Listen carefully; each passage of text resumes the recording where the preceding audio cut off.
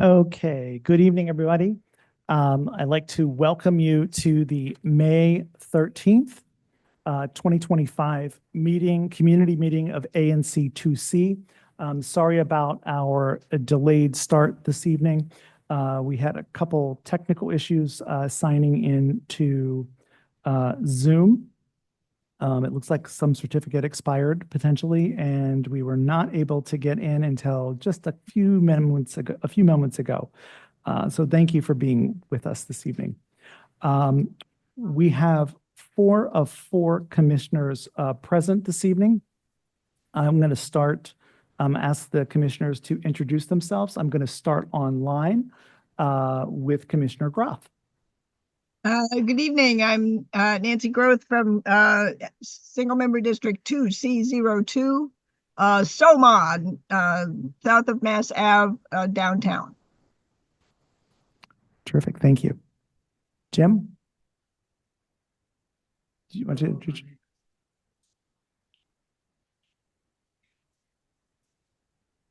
Use the mic, Jim. Yep.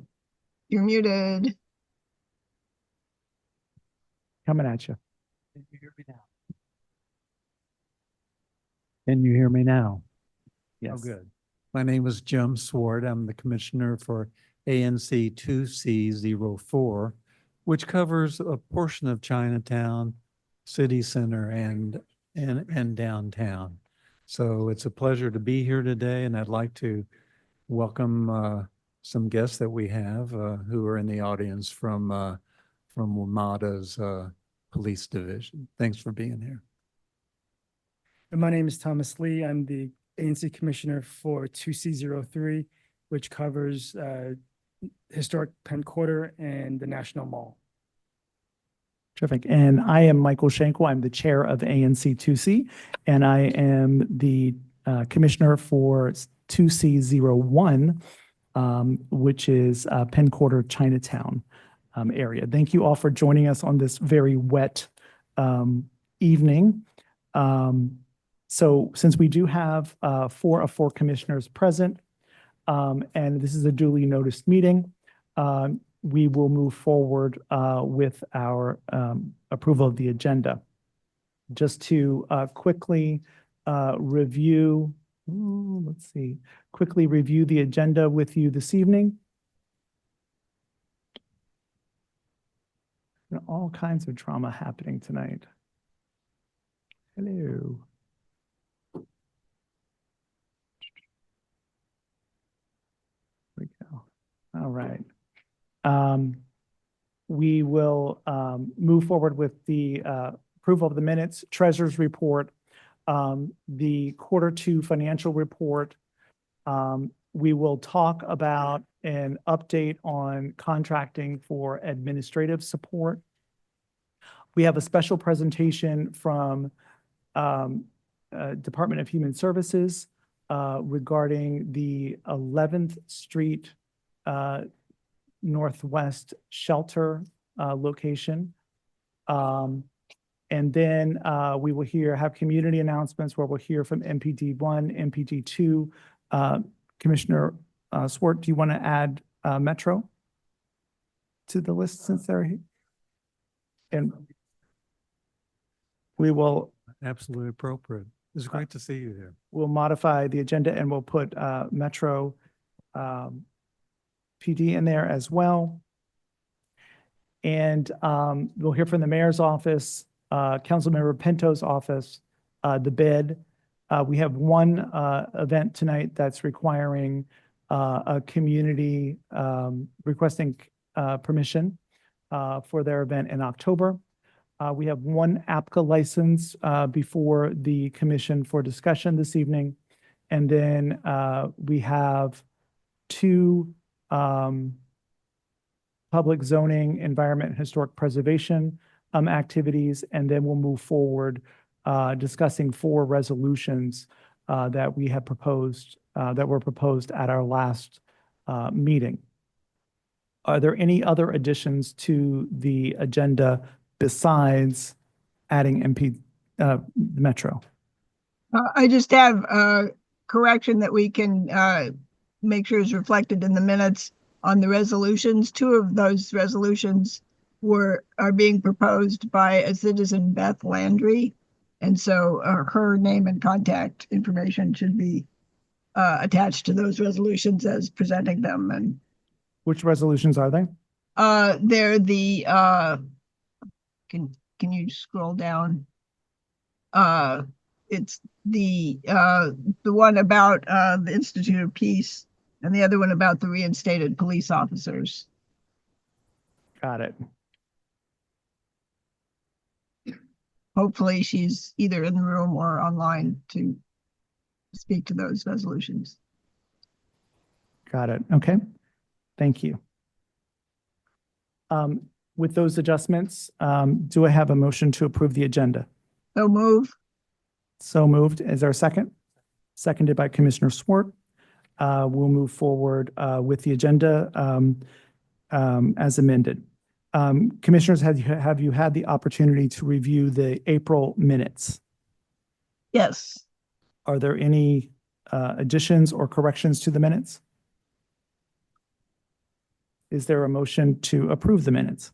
Motion to approve the minutes as tweaked and from the initial draft by all of us. Yes. Got it. Seconded by Commissioner Swart. Seconded by Commissioner Swart. Thomas, do you want to delay the treasurer's report? Okay. Okay, to the end? Got it. We will delay that. Okay, please remind me. I will put it on there. All right. Nancy, do you want to talk about an update on contracting for admin support? Yes, please. I have three motions of an administrative nature. First is to provide an update on contracting for admin support for since there's an enormous amount of resolutions and letters of support from the whole commission, not from us individual commissioners, website support, a variety of other things that we're just not having the capacity to keep up with. Most other commissions have a contracted manager or administrator. Michael, you were kind enough to send a really good job description posting, and I had some detailed stuff, so we can continue to work on that. But I would like to move that we amend our budget to include, let's say, $200 for posting ads once the four of us agree on the tasks and announcement. I'm proposing that we run ads in the Blade and in the city paper, and I don't know if Popville accepts job listings, but I'm certainly open to where else we should post to try to get someone, certainly a DC resident within our commission would be ideal. So I move that we amend the budget to provide $200 for posting ads, and then roughly $500 a month. Commissioner Schenkel's estimate was 15 to 20 hours a month at $20 to $25 an hour. So $500 would be the upper range of that. Just as and that would give us some negotiating room as we see how this plays out. So I so move. Got it. Is there a second? There's a second on the floor by Commissioner Lee. Question. I believe that we had in our budget, did we not have, we did not have for admin.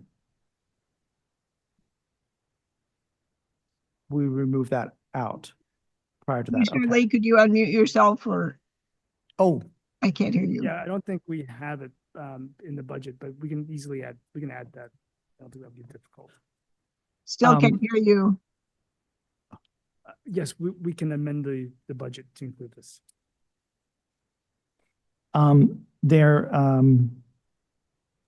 So may I make a friendly amendment to your motion that we pull the funds, just adding that we will pull these funds from our reserve. Yeah. Okay, Excellent idea. That did not occur to me, and we have a sizable reserve, so. got it.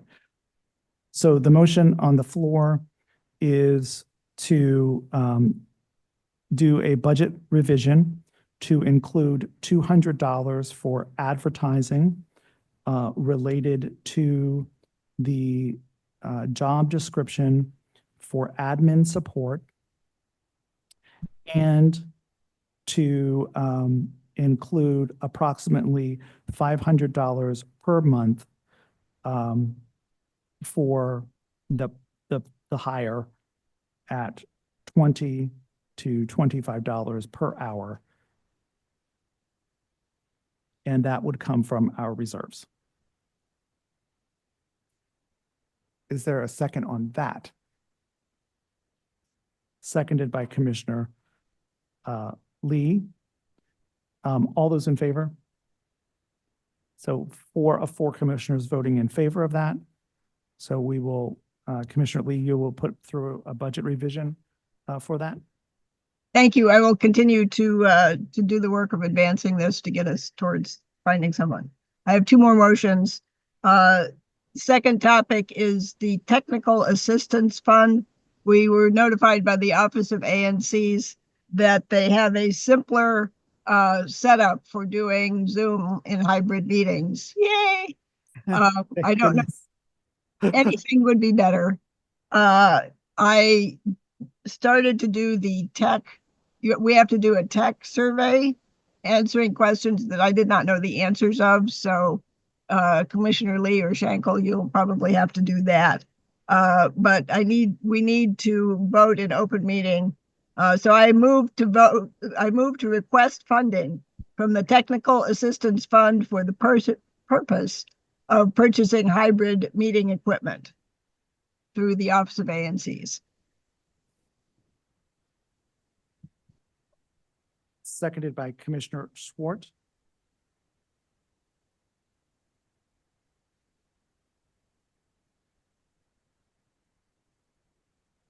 Commissioner Swart, I can't hear you.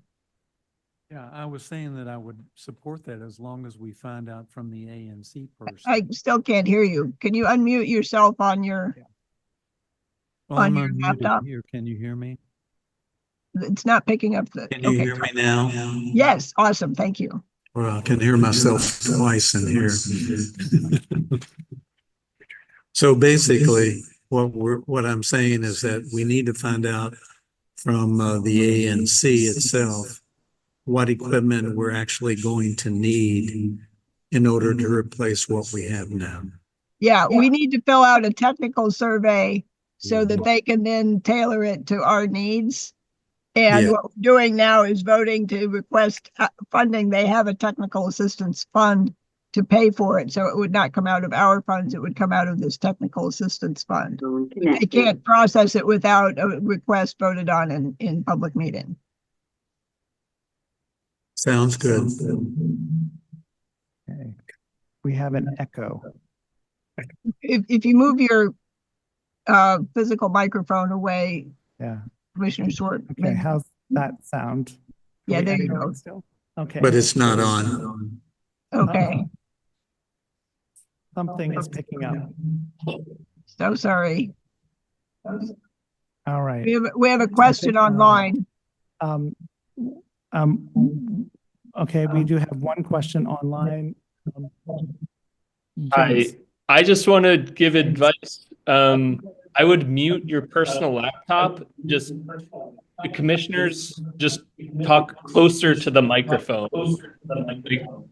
Commissioner Swart, you should mute the mic on your laptop. And then when you talk, just make sure your mouth is like close to the mic, like closer than seems normal to the mic. Because yeah, they're sensitive. So that's just my advice for the echo and the faint sound. Thank you. All right.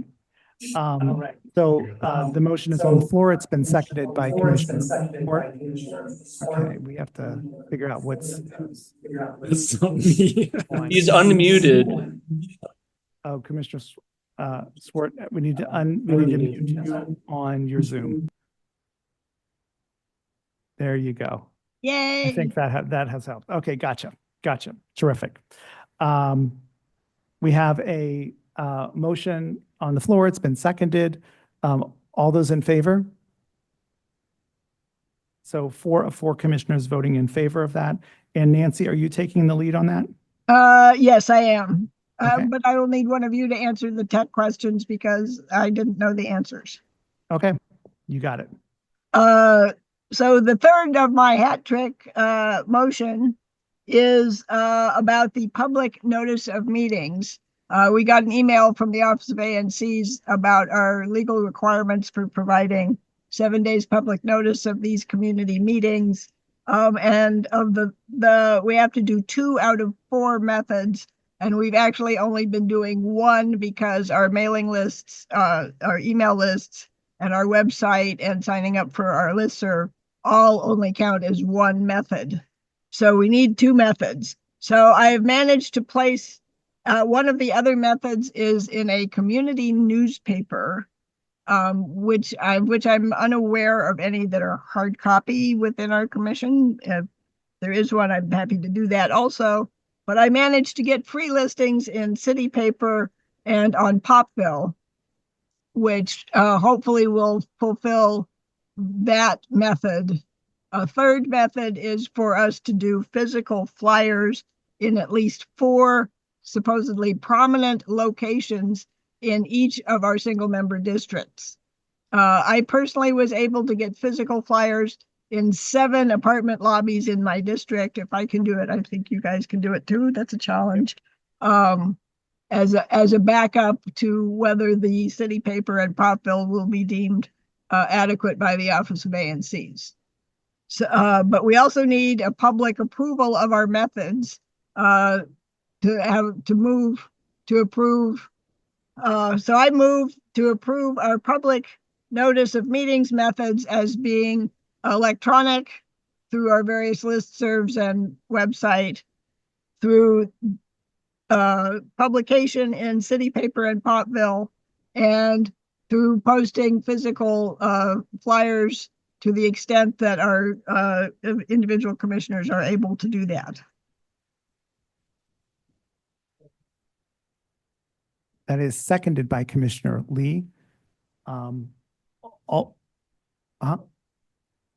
need to put your mic on. Nancy, I have a question for you. When Yes. you posted the flyers in your buildings, did you post a flyer with all the meeting dates and how to log in, or did you post the agenda? What did you do exactly? I did a flyer which I emailed to everybody that gave the way to find the agenda on the website and the way to register by Zoom and the specific date for this meeting. So it did not have whatever you want on the flyer. Please, feel free to chime in on the flyer. I don't know about your districts, but in mine, most of the more public places like the CVS are really overwhelmed by tourists and visitors and not necessarily residents. Our streets market is actually outside, is actually in the Logan Commission. It's not even in our commission across the street. So I don't really have other public places that residents would naturally see them. So I figured that apartment building lobbies were the next best thing. Some buildings offered to put it in their elevators and whatever. Nancy, one last question. Did you get any pushback from any of these buildings? Because I've gotten pushback from some private apartment buildings before. No, actually, everybody was really nice. I managed to get tiny inroads into 2 buildings where I still don't know anybody. The concierge in one said, I've worked here 5 years and I've never seen you, which I took as a challenge. So fine, great. I said, how lovely. I'm new. I just swore in for the first time in January, and you'll see me every month. So I did not get pushback. Most of my buildings are condo buildings, and where I have, condo president contacts and that sort of thing, it is a lot easier than in the rental buildings where you have a management company, rental agent or whatever. But Terrific. So the motion on the floor is to to use electronic means of distribution, publication such as city paper, pop bill, and physical flyers as the commissioners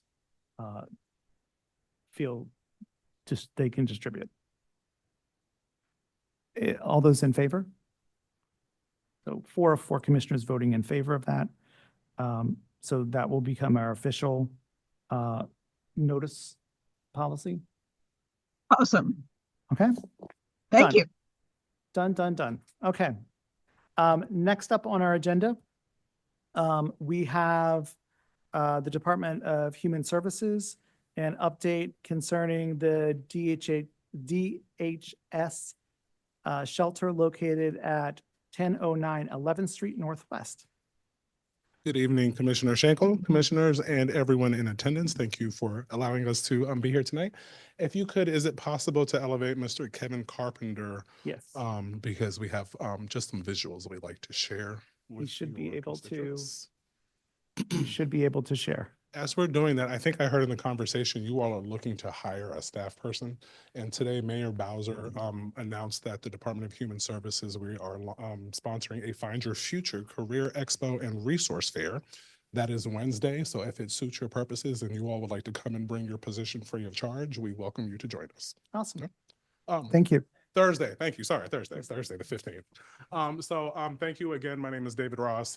I have the pleasure of serving as Chief of Staff for the Department of Human Services, and we have made a commitment to this commission to return whenever we have updates concerning our footprint within your community. And so we reached out to Commissioner Schenkel, asking if we can be a part of tonight's agenda, because we will see some movement happening with our shelter located at 1009 11th Street. So at this time, I'd like to ask Chief Ross, could you speak closer to the mic, please? Us online cannot hear you. Yes, Commissioner Groff. Thank you. So I will ask Mr. Newman to come up and lead us in that overview. Can you hear me okay? Am I coming Yes, through? thank you. Okay, yeah, I'm a few inches shorter than Mr. Ross, so I think I can reach the mic. My name is Anthony Newman. I'm the Deputy Administrator for Homeless Services for the District of Columbia.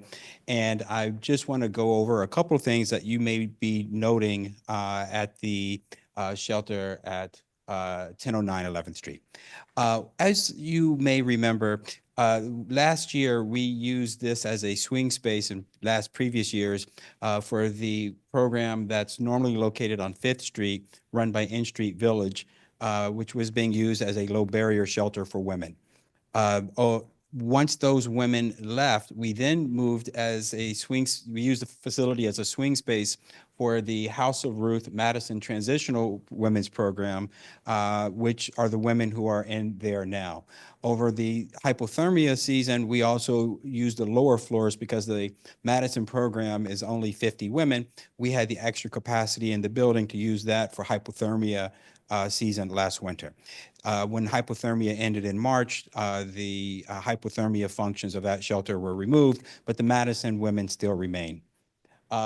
On May 31st, we will be moving the Madison women from that location prematurely from when we initially thought we were going to do it.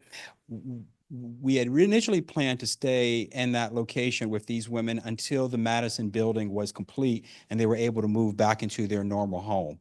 However, the construction timeline of that building and the construction timeline for renovations that we may be doing with 11th Street, there's a lot of things that happen in those areas that are causing us to move the women faster than what we initially had planned. And so between the last few days of May leading up to the 31st of May, the Madison program that's in there now will be vacating that building and moving to the Rolark building on 10th Street Southeast over those few days. So what does that mean? It means for you all, what you're going to see is buses. You might see some moving vehicles. You might see a lot of activities where we're basically planning a 2 to 3 day move in order to vacate the building. For those of you who are interested in the program itself, the Rolark building is initially and is slated as it's an unused short-term family housing facility. So effectively, it's a building comprised of 2 and 3 bedroom studio apartments right off of Southern Avenue, just inside the district line. The women from the Madison program will be taking up the first 2 floors of that building until the completion of their building, and they can return back to their regular home. The rest of the building will be reserved in case we need to bring families in over the winter as a potential overflow, thinking ahead for next hypothermia season for families. So it may be possible that they're going to share that building. So once the construction, you'll see the move out. When they are done, I guess the other question is, will those women come back to 11th Street? And of course, as I mentioned, the answer will be no. The plan is for those women to return back to their original location. And I think they're excited to do that because we have been sort of moving them around, and it's disruptive to the program and to the women involved. And then once the construction is finished in the summer of 2026, we will be bringing another group of women in that will be a mixed group of women. Like in Street, they will have low barrier, but like Madison, you'll have specialty beds. And so you'll see a combination of that, which will be the next group, and they will be there as a regular feature. That's where we are. That's the update on the Madison. I'll pause there in case there's any feedback or comments. I just will thank you so much for the update in occurring. So after May 31st, about that building will be under construction. Yeah, I would say more renovation than construction, but it'll be offline. You'll see people coming in doing work, but you won't see any clients, or no DHS services will be provided. It'll be a DGS operation for that period. Got it. And or a building owner. So it'll be a combination, but there won't be any clients. Okay. Okay, terrific. Thank you for that update. Commissioner Schenkel, I see a couple of other questions on the agenda. Yes, there were some questions that were proposed for you. If you want to take those, that would be great. I will. What I can say about the first question regarding Greenport, there is not an update to provide this evening. So similarly, when we reached out about the updates for 1009, as soon as we have updates, we will reach out to you and get on the next agenda. Sounds great. Can you help me a little bit with the second question? I'm going to defer to Commissioner Groff for the second question. Yes. Hi. Chief Ross and I had a really productive and excellent conversation on the phone on Friday.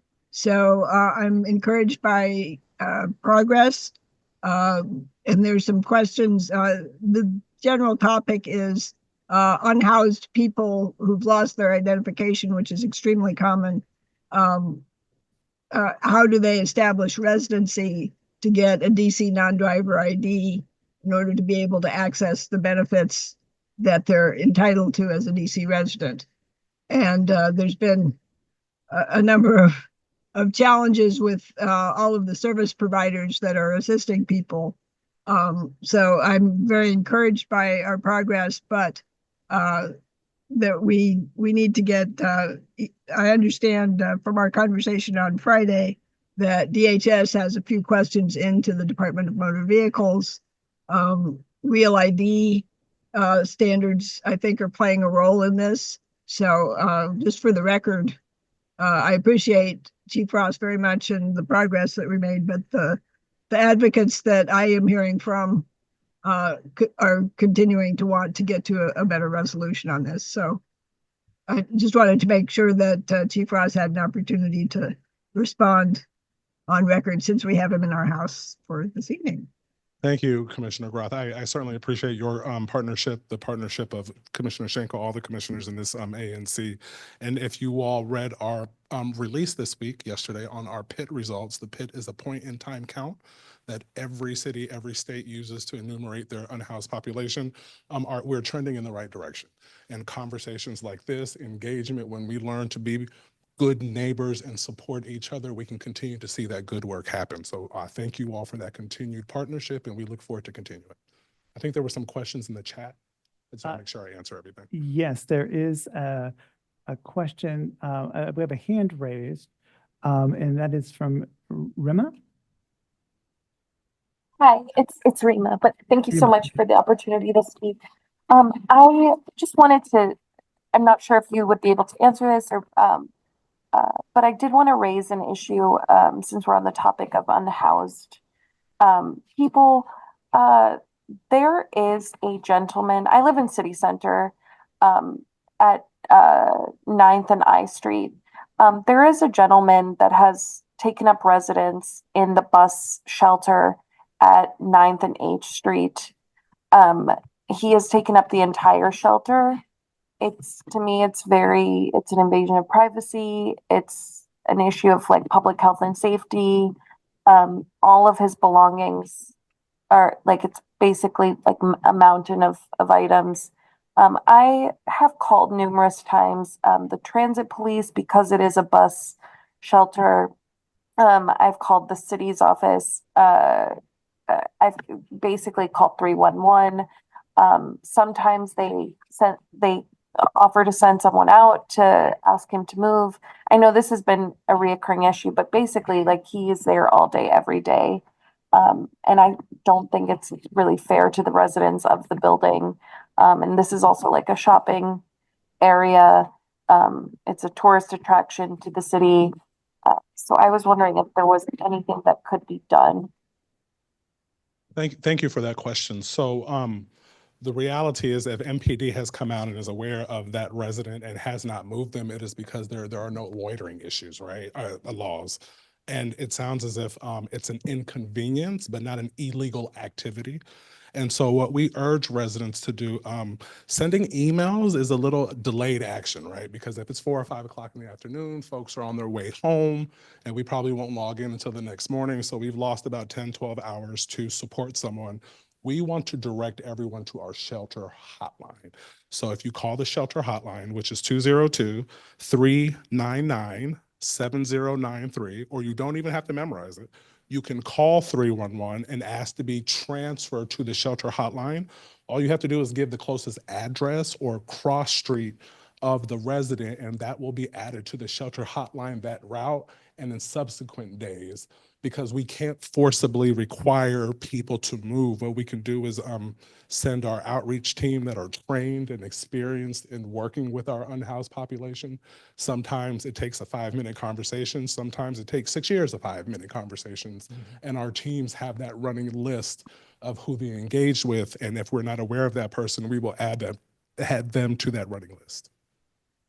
I appreciate that, but the only issue is that like I don't see this gentleman leaving anytime soon. And I understand that you said and when I've called 311, oftentimes we'll be like, well, he's not doing anything illegal. So it's tough luck.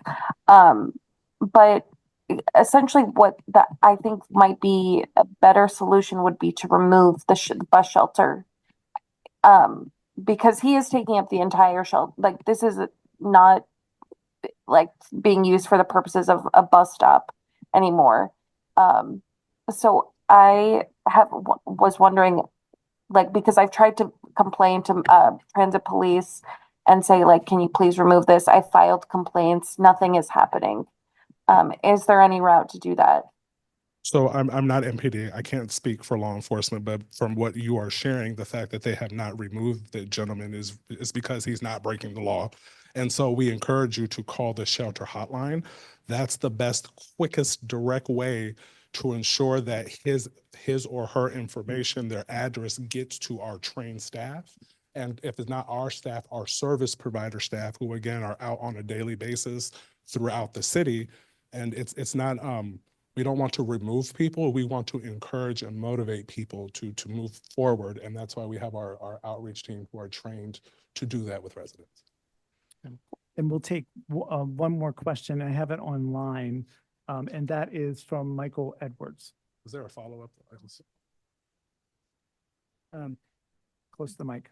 Yeah, isn't there there is a law in DC against public camping on public property, correct?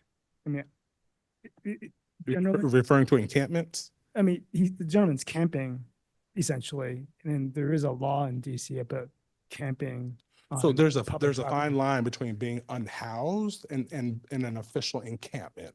The deputy mayor's office leads our encampment work, and I believe there's a cleanup scheduled for the 15th here at MLK, for instance. So we've gotten a couple of calls about 1 or 2 residents who are using the sort of the awning, I guess, particularly in the rain.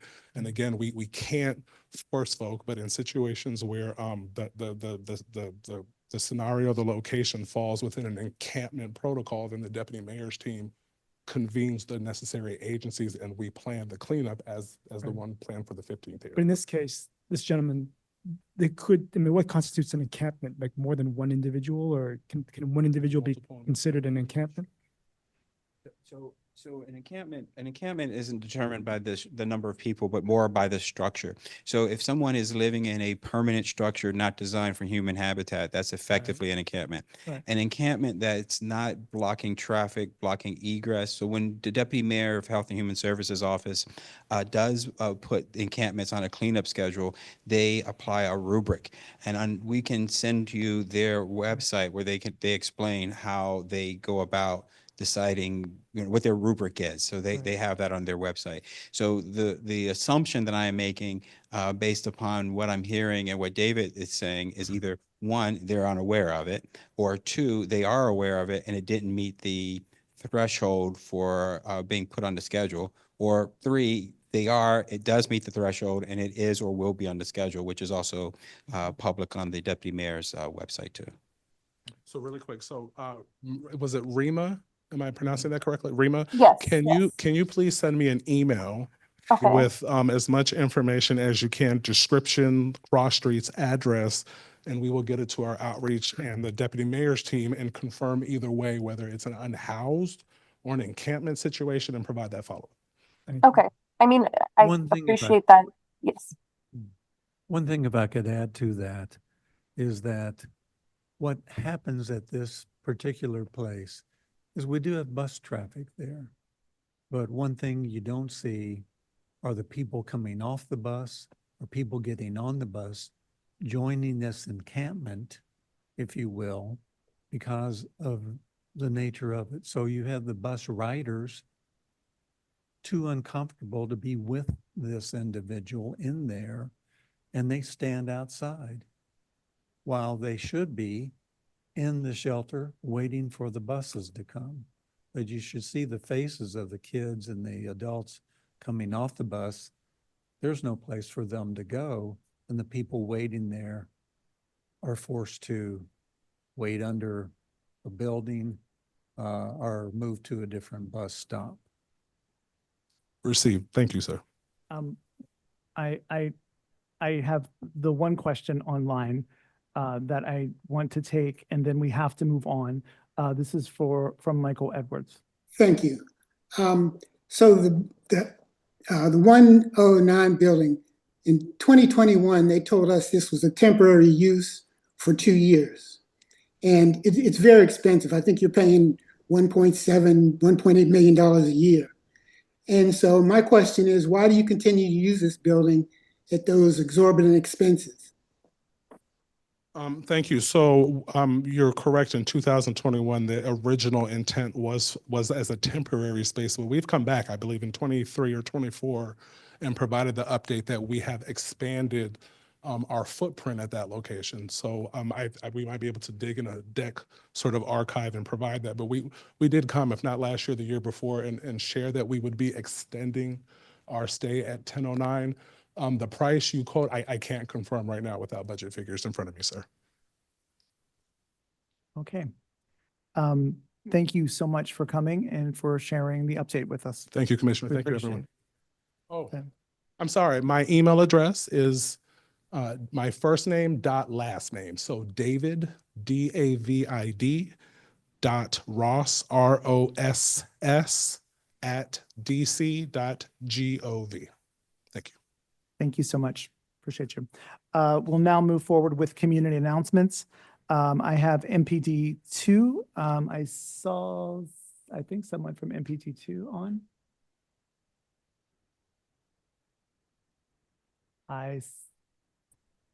Have someone from MPD 1.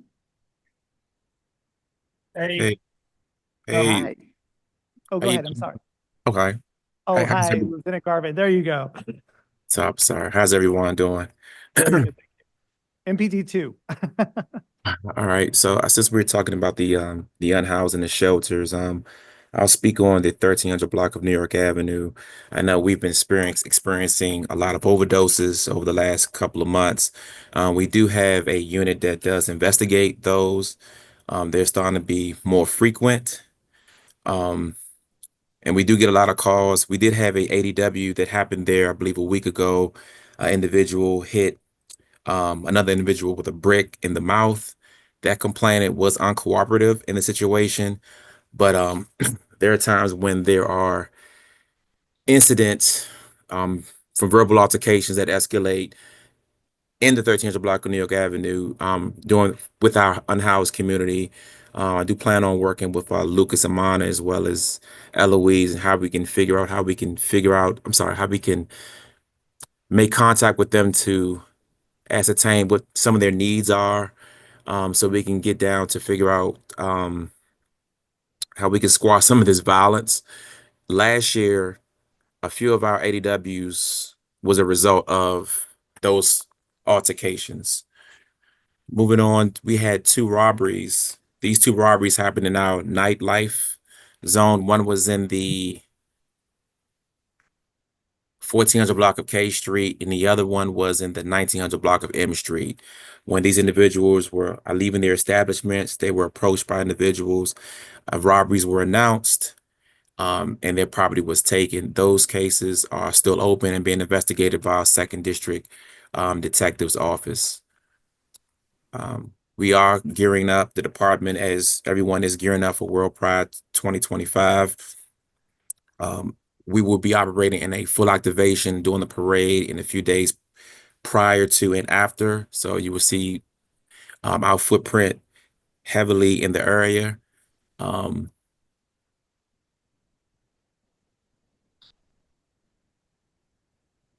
think Chief Ross talked about the MLK cleanup encampment. So since he spoke on that, I won't not touch that. We have gotten several complaints though in reference to the library. People camping out in front of the library, several incidents happening. So we're looking forward to that. I believe he said that was on the 15th, so that'll be this week. So that's great. We've had a total of 10 gun recoveries for the month of April. Now we're at 61 for the year. So our crime suppression unit, as well as our patrol officers, are still out there engaged in conducting traffic stops, and they're also in the nightlife area. They're seeing weapons in plain view, and they're making arrests for these individuals who are bringing the firearms to the District of Columbia that are not licensed. I'll take questions if we have any. Thank you, Lieutenant Garvin. Are there any questions for Lieutenant Garvin? I do have a question. Jim Swart here. I Yes. appreciate the work that you all are doing, really. It's a tough situation, I know. And that when I take a look at the crime stats that are in the mayor's office related to comparison of crime data from this year at this time to last year at this time on the DC government crime cards, with police information, they're up considerably in comparison to the last 5 months, or the first 5 months of last year to the first 5 months of this year. And I've noticed that we see many more than many of the residents are comfortable with and the businesses are comfortable with, both in MPD 2 and MPD 1, with armed robbery up, shootings, car theft, etc. And, but I think that if anything needs to be reckoned with, it's the fact that we need more police officers. And we know and appreciate the fact that we think you're understaffed throughout the city, and we would do anything you might want us to do to put our voices into your system to get more police officers. Thank you.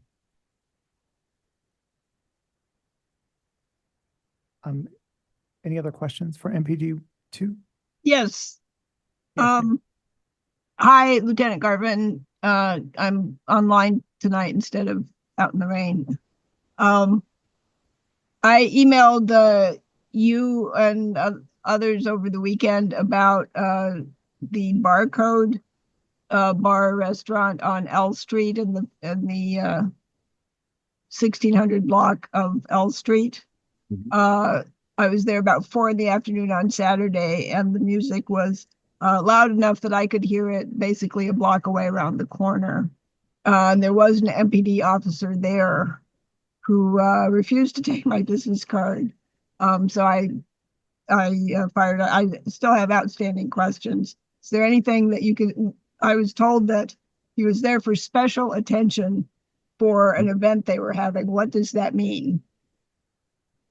Okay, so Barcode is an establishment. They're allowed to play music. You said 4 in the evening, correct? 4 p.m. Yep. Yeah. So yes, they can play music 4 o'clock in the evening. As far as special attention goes, establishments, neighborhoods, churches, synagogues, if they're having events, they are all free to reach out to the district, or they may call the watch commander phone and said, hey, we're having this event here.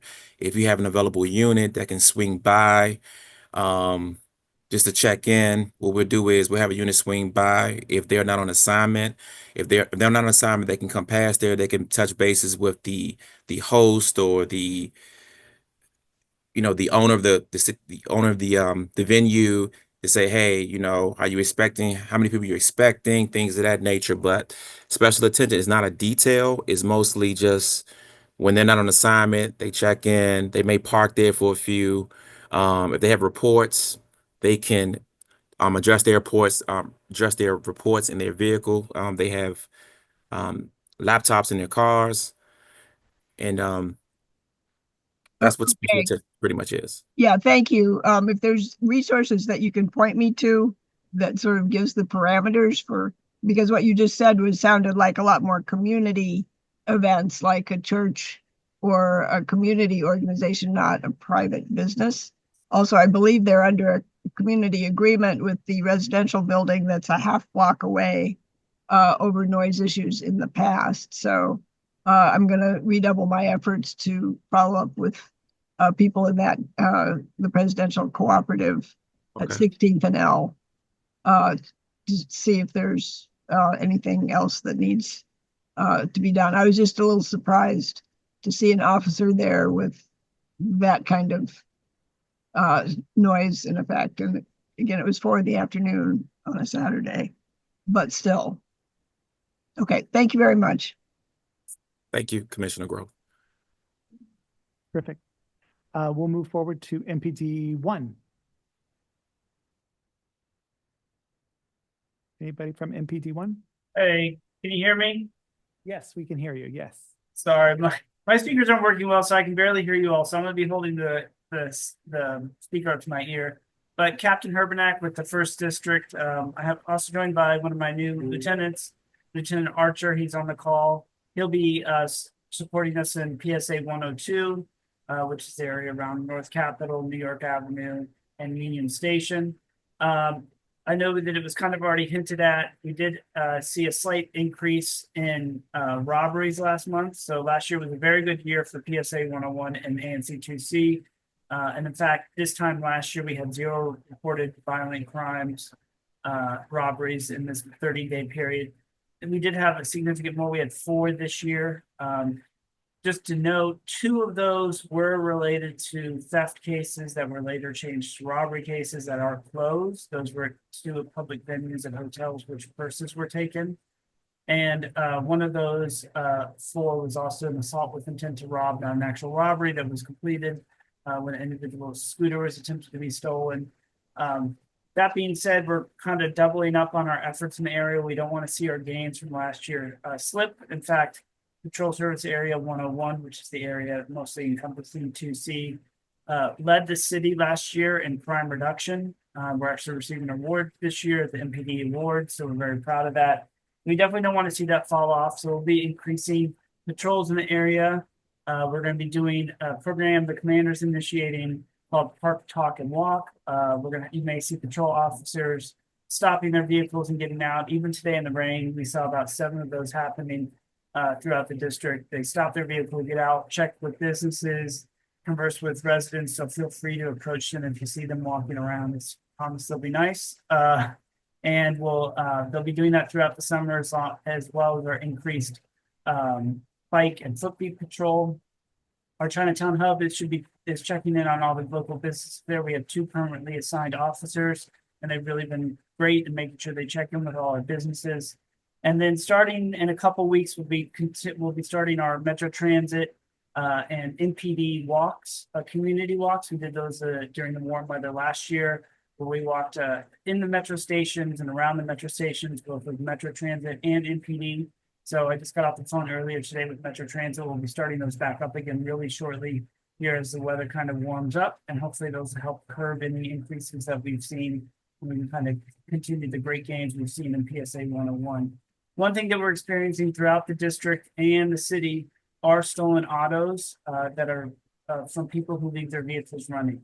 So we see those in a lot of areas with food deliveries, places like Mount Vernon Triangle, but also Chinatown, where Uber Eats, DoorDash, Instacart, these people are running in to pick up items, leaving their vehicles running, and then people take the opportunity to steal their vehicles. So please, if you're with a business or you know a delivery person, please ask your delivery people to not leave those vehicles running. We're going to be doing some extra enforcement of those vehicles with some warnings and parking tickets for leaving cars running, so that we can make sure that we protect those people and that those vehicles aren't used in other crimes.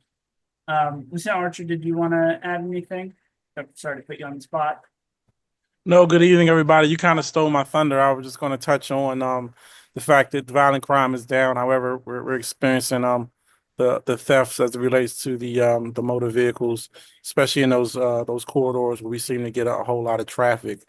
But other than that, good evening, everybody. I'm glad everybody is happy and dry. It looks like everyone's inside tonight. But nothing else to add. Thank you and welcome. Then if anybody has any questions, we're happy to take those. Yes, over the weekend, I believe it was, there was, I guess, a shootout that happened at H and 6th Street. I'm sorry. Yeah, sorry. Completely forgot to bring that up, and I do apologize. We did have a shooting that occurred in the 700 block of 8th Street Northwest. So that was involving 2 vehicles, some people sitting out on the street in front of Club 202, which is over in the 700 block of 8th Street. There were 2 persons injured, minor injuries, and they are expected to recover from those. So a couple things on that. We've already engaged ABCA on that, that it was so close to the establishment, making sure they're following. We'll be reviewing their agreement, their neighborhood agreement, make sure that they were following all the rules, and we'll be working with ABCA on that. And we are still investigating. The detectives have several good lookouts from the crime cameras in the area. And then next week, we do plan on having extra people on hand in the area just to make sure that we don't have a repeat.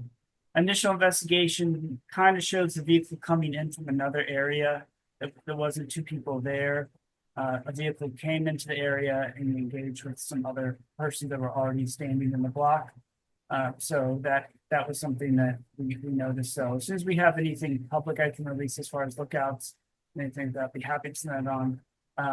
is a little out of character for that area, but we do want to keep our eye on that and that establishment there, make sure they're following all the rules. If there is a connection, of course, we'll be doing a fact-finding letter to send to ABCA to make sure that we are evaluating their security measures and make sure they're following it. Got it. And what is the establishment again? Club 202. Club 2. Okay, got it. Got it. Terrific. Yeah. Sorry Um, again about that. Thanks for reminding me. No, that's great. And what I know we kind of saw different reports on this from different sources. And do you estimate there were 60 shots that happened in that location? That I would have to get back to. I don't know. Okay. There was some shell casings recovered. There was a significant amount, and I believe the initial report was it was possibly one of them was like an automatic or something that was leased of Gotcha. possibly automatic. Gotcha. Thank you so much. I appreciate that. We have one question in the room, and it's from Howard Marks. Yeah, hi. Thank you, Captain and Lieutenant. This is Police Week, and we're very proud to see all of these officers outside. I live at the Residency Gallery Place, and it's just a delight to see so many law enforcement officers here for the big ceremony at the memorial. Some actually are going out tonight in the rain.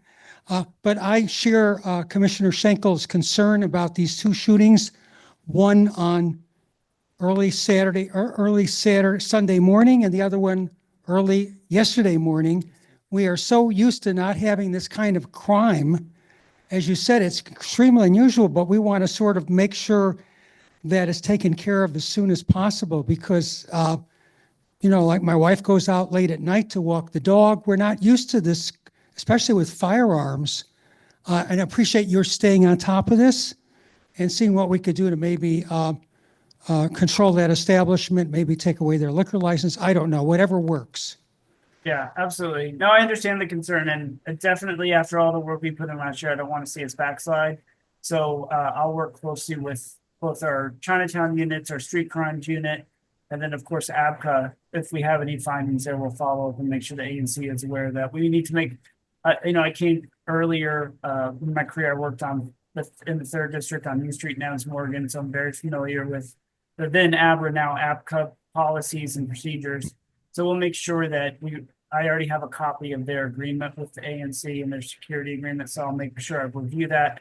I just need to get more information about the actual crime and what happened so we can make sure, see where the faults were, if it was, there was issues with their security, if the people were outside and not being monitored, and make sure the cameras worked and all that. So that'll take a little bit of time, but I absolutely agree we need to stay on top of it. Thank you, Captain. Thank you so And- much.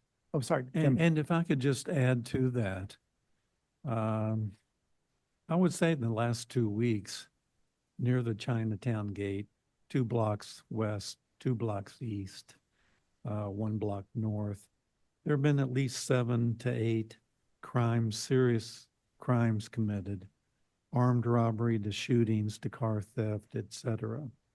And to this point in time, we've not seen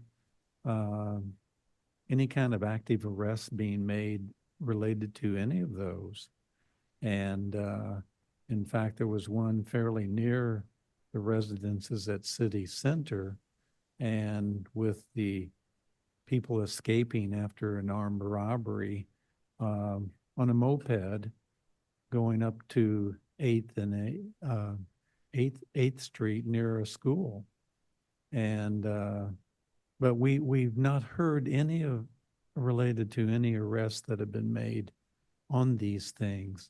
And again, many of the residents, my constituents, believe that there's a shortage of police officers, or so if there's anything we might be able to do to get more police in the area to assist your efforts, we would love to do that.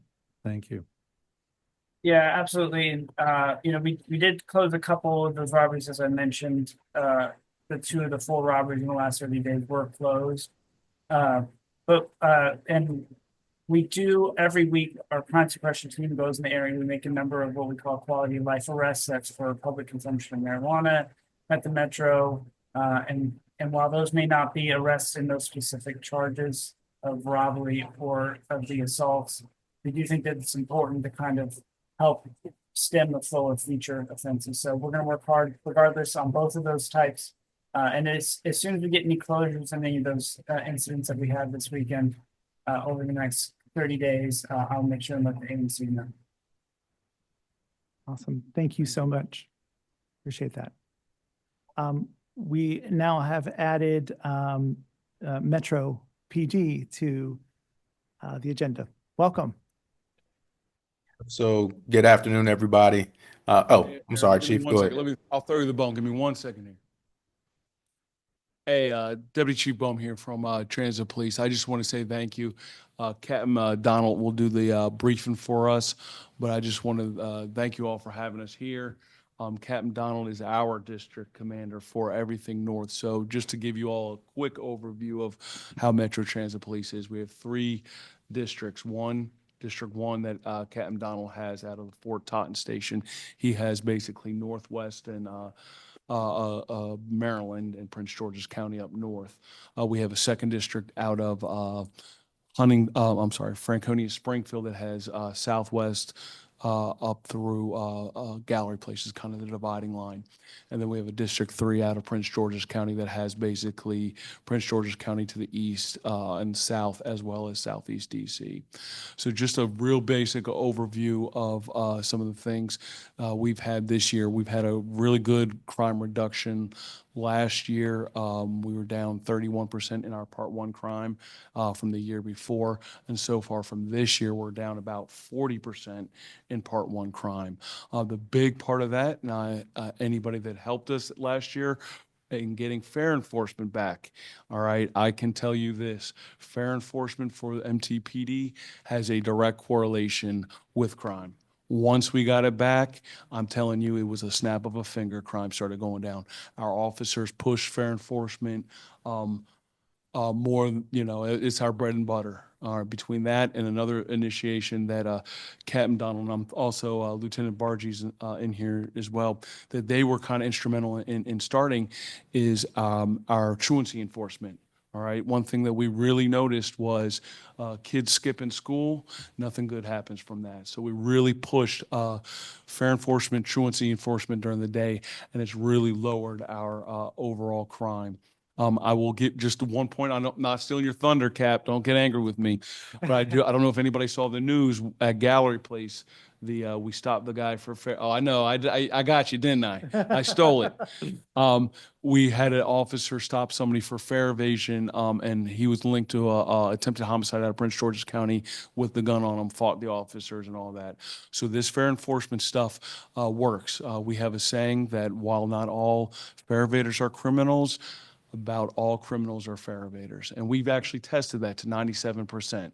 We found that 97% of the folks that committed a violent crime fare evaded into the station before committing that violent crime. So that's why we really push it. We call it point of entry policing. We stop them before they get into the station. It's really worked well. Also, we work very well with our partners at MPD. Actually, they helped us, I'm not stealing this one also, Cap, I hope. They helped us with a robbery we had at the station last week. They actually, we got the warrant, identified them, and I think they stopped them over at the Five Guys for us and helped us with the arrest. That was yesterday. So we work hand in hand with our partners. As they stated, there's the walk that we're doing with them. We also do a lot of bus heights, high intensity target enforcement. That's a lot of the fair enforcement on the buses. So we'll do a lot of that. And that, again, just like in the rail, it really helps us to make the contact with the folks on the buses. To the young lady that mentioned 8th and H, I will look at that. We have what's called our crisis intervention team. I believe it's similar to what the gentleman had stated earlier. It's a group of outreach civilians that go out, and specifically their job is to meet, triage, speak to the unhoused or those that are going through mental health crisis and try to get them services. So I will have them go to that bus stop and 9th and H. Okay, 9th and H, and contact that gentleman, and we'll get him the services that he needs. So sorry, Cap. I'll let Captain Donald. He's going to be your point of contact. I just wanted to give you an overall brief. So thank you. Thank you so much. Appreciate you. All right. So yes, good afternoon, everybody. My name is Aaron Donald. I'm a captain with the Metro Transit Police and commander of our first district, which basically encompasses Gallery Place North, if you're looking at a map. So that's the entire red line as well as yellow and green from Gallery all the way out to Greenbelt. And I joke, but yes, Chief Bohm did take a lot of my talking points for tonight. But one of the big things that I did want to stress was the fare evasion. That has made a tremendous difference in our approach in addressing some of the crime issues that we've experienced in the system. Like he said, we did do a study and we did find that about 97% of the individuals that committed our very serious crime, that is your robberies, your very serious assaults, also fare evaded. So for context, in 2023, we had about 7,000 enforcement actions. In comparison, 2024, we had about 17,000 enforcement actions. No coincidence, 2024 has now been our lowest crime year in the past 7 years. In comparison, we're up about 50% in those enforcement actions for 2025, and we're on pace to have our lowest crime year in over a decade. So fare evasion does have a significant impact on what we do and how we keep crime kind of under control in the system. For Gallery Place specifically, we've done numerous operations with MPD, Park Police, especially at 7th and H. I know I recognize a few faces in here from the downtown bid meeting.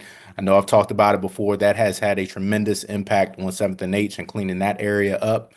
We continue to work with MPD on a regular basis. We're starting our walks back up now that it's getting warm. We'll do some more high intensity target enforcement heights, especially 7th and H in the near future.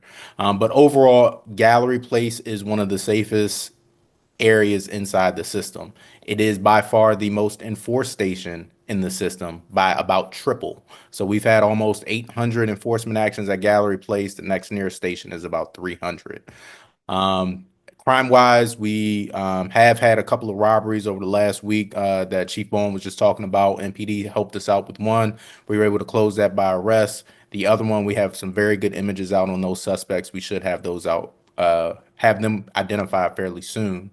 The only other thing that I wanted to talk about to not take up too much time, we do have a very, very robust video camera system within the system. We do have liaisons with MPD's Real-Time Crime Center. So not only does our video evidence unit act as a real-time crime center, meaning that anytime a crime happens, our video evidence unit is quickly finding that offense on camera, getting actual images of those suspects, and then disseminating that out to the entire police department. But because we're tied in with the real-time crime center, those images are also going out to MPD as well as our local counterparts as well. So as soon as a crime happens, we're trying to share that information so that every police officer nearby is on the lookout for that suspect. And that has proven to be very effective. Absent that, I didn't want to take up too much time. If anybody has any questions, I'm here for it. And I'll also put my information in the chat for those who don't have it. Terrific. Thank you so much. Oh, go ahead, please, please. My name is Lieutenant Bargy. I'm with the Transit Police as well. So Deputy Chief stole my captain's talking points, so my captain stole my talking points. So I'll be real brief. I just wanted to introduce myself to everybody. I cover the same area as my captain, but I take care of the evening shift. So that's my responsibility. So if you have anything that's specific to evening time, you can contact me. Cap, if you don't mind putting my information in the chat as well, I'd appreciate it. And if you need anything, reach out and I'll be happy to help and take care of it. Thank you so much. We appreciate all of you being here and providing us some updates about the system. That is terrific. Commissioner Swartz. I don't have a question. I just have a comment. Thank you so much for coming this evening. And thank you so very much for being available at the WMATA meeting the other day. It was great to meet you and great to hear from you, and you're invited back anytime. Thank you. Oops, I saw a hand, then the hand disappeared. Commissioner Lee. I want to echo what Jim Schwartz just said, Commissioner Schwartz just said. I also want to mention that I was recently at, I believe it was Gallery Place or Archives, one of the stops. But anyway, for the times when you're not there, I mean, there was someone did hop the fare gate, and obviously no one had stopped them. But what can the city do, or what can WMATA do to, what other additional steps can the system take to prevent fare evasions from taking place in the event that, an officer is not there in person to stop them at that time? Well, one thing that they did install were higher gates. Right. So when we saw the higher gates installed, that took away what we call the casual fare evader. So as we all know, during COVID and the loss of fare evasion, you had a lot of folks, I'm telling you, they look like stockbrokers in three-piece suits or something, jumping over the gate, you know what I mean? So then, because they see everybody else doing it, it just became the thing to do. So installed the higher gates, started enforcing back. We kind of gotten rid of the what I call the casual fare evader. Now you have the folks that are more the hardcore fare evaders. You got to be kind of. I couldn't get over one of those gates without falling and hurting myself.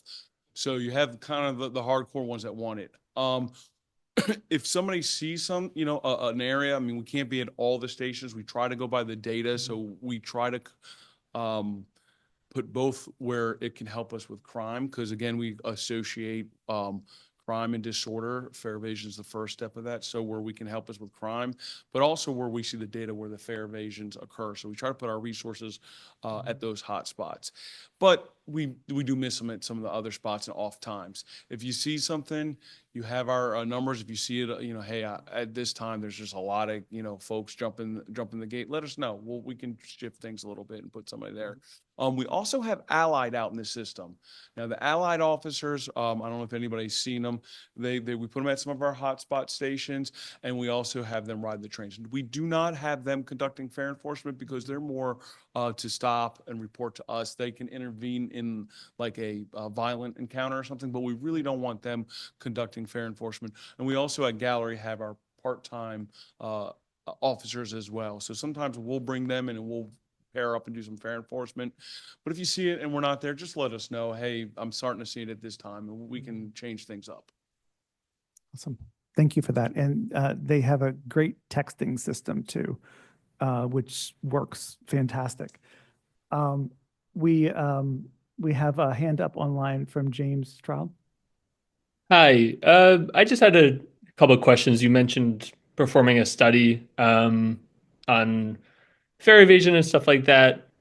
Has there been any, I guess it's kind of like a two-part question. The first is, has there been an analysis on the police expenditure for enforcing fare evasion versus the dollars saved by the reduction in fare evasion? I ask this because I know in New York City, they like ramped up fare evasion enforcement a lot, and the amount of money they spent on additional officers ended up being less than they saved on fare evasion. So I wonder if it's even like really a good use of our government dollars, especially in this like sort of budget crisis we're having. So that's like part one. And then part two, you mentioned the stats of the percent of violent crime committers who are fare evaders, which you said 97%. I'd be curious about the other side of that, which is like the percent of fare evaders who are violent crime committers. Because I'd imagine, I don't know, like if that's like a small percent, like, I don't know, like being arrested. I don't know if people being stopped for fare evasion, if they're arrested or just fined. I really hope they're not arrested, because being arrested is like, I don't know, it's pretty serious, like staying in Central Cell Block for a couple of days with like terrible conditions and terrible food. So I don't know, I just like consider that statistic and put that in context. Sure, very good questions. So I'll address your last one first. So the study that we did in-house showed that 97% of folks that committed a violent crime fare evaded beforehand. So our first, when we stop somebody for fare evading, our goal is not to make an arrest. It's a civil infraction in the District of Columbia. So we stop them, run their information. If they don't come back wanted, they'll be issued a civil citation and sent on their way. But what we have found, and this kind of goes to your first point, is that when we're stopping folks, we've gotten numerous guns off of folks that fare evaded. You would think that if you were possessing a firearm illegally, you would not jump the gate, but people do. We've found a lot of warrants. People come back when we run their name and information, they come back wanted. And additionally, we're finding folks that we stop are also, they may not be wanted, but they match one of the bolos that Captain Donald talked about. Be on the lookouts that we've got on CCTV from a previous offense. So to your point of the dollars spent, I think if you look at it from a strictly saving fare, maybe I still don't think you have an argument, but you may. But I'm telling you, it's the best resource for lowering crime. Again, you can't put to me, you can't put a dollar amount on driving robberies down, driving assaults down, violent encounters down. Again, our crime went down as soon as we got fare evasion back, or the ability to do fare enforcement down. I mean, it was literally within the day crime started going down. This was about a little over a year ago, last March. And by having that ability, we put our officers in hotspot locations, conduct fare enforcement, and we've been able to lower crime. Again, it worked last year, it's working this year, and we're seeing the fruits of it. So I don't think you can put a dollar amount on it. It's working great. And again, our goal is not to make an arrest, but rather to make that contact and issue a civil citation if that's justified. And the final question will go to Mr. Marks. Yeah. Well, thank you, Commander and Captain and Lieutenant, whatever. So I just wanted to dispel, I wasn't prepared to say this, but we are so appreciative as a Metro rider since the system opened in 1975, the Red Line opened till now, as well as living above a Metro station at Gallery Place. We totally appreciate your aggressiveness in stopping fare evasion. If we allowed criminals in the system, we would have anarchy. And anarchy leads to fascism and leads to terrible things. So trust me, there might be dissenting voices out there, but as far as the rank and file, the people that live in this neighborhood, we totally appreciate everything you're doing to protect us. Towards that, two short questions. The first is Columbia Heights Station on Saturday morning, I had a woman that tried to tailgate me out of the system. I told her, I'm not going to let you do that. So she just found someone else that allowed her to do it. Was I taking a chance? Should I have, if I confront someone, you think does Metro Police think that's not a good idea? While we do appreciate the efforts in that, and I know with the new gates, it's kind of a tight squeeze, getting through there. We would encourage you to either text it in or call it in, and then because we'll have them on video. And then what we can do is we can stop them down the line. And because it's a civil citation and because it's on video, we can stop this person and issue them a citation wherever we stop them, as long as they are the same person that committed the offense. So you don't need to get involved, but we would definitely appreciate either a text tip or phone call. We'd appreciate that, and we'll take it from there. Okay. I know you're running late. One more thing. We appreciate everything you're doing for us at Gallery Place. So we have an open drug market, even though it's a drug-free zone on 8th Street, where passengers come up from the Metro to ride the X2, Xavier 2 buses towards Anacostia. That is a huge marketplace for the dealing in drugs. We would appreciate it if Metro Police station people there, because these are Metro passengers transferring to Metro buses. And so we think that Metro should have an obligation to help control this. Just my point of view. Thank you. Loud and clear, sir. We have we're going to have some additional enforcement, bus heights and whatnot over at that intersection on both the 70 and the X2. Thank you. Thank you again so much. We appreciate you being here.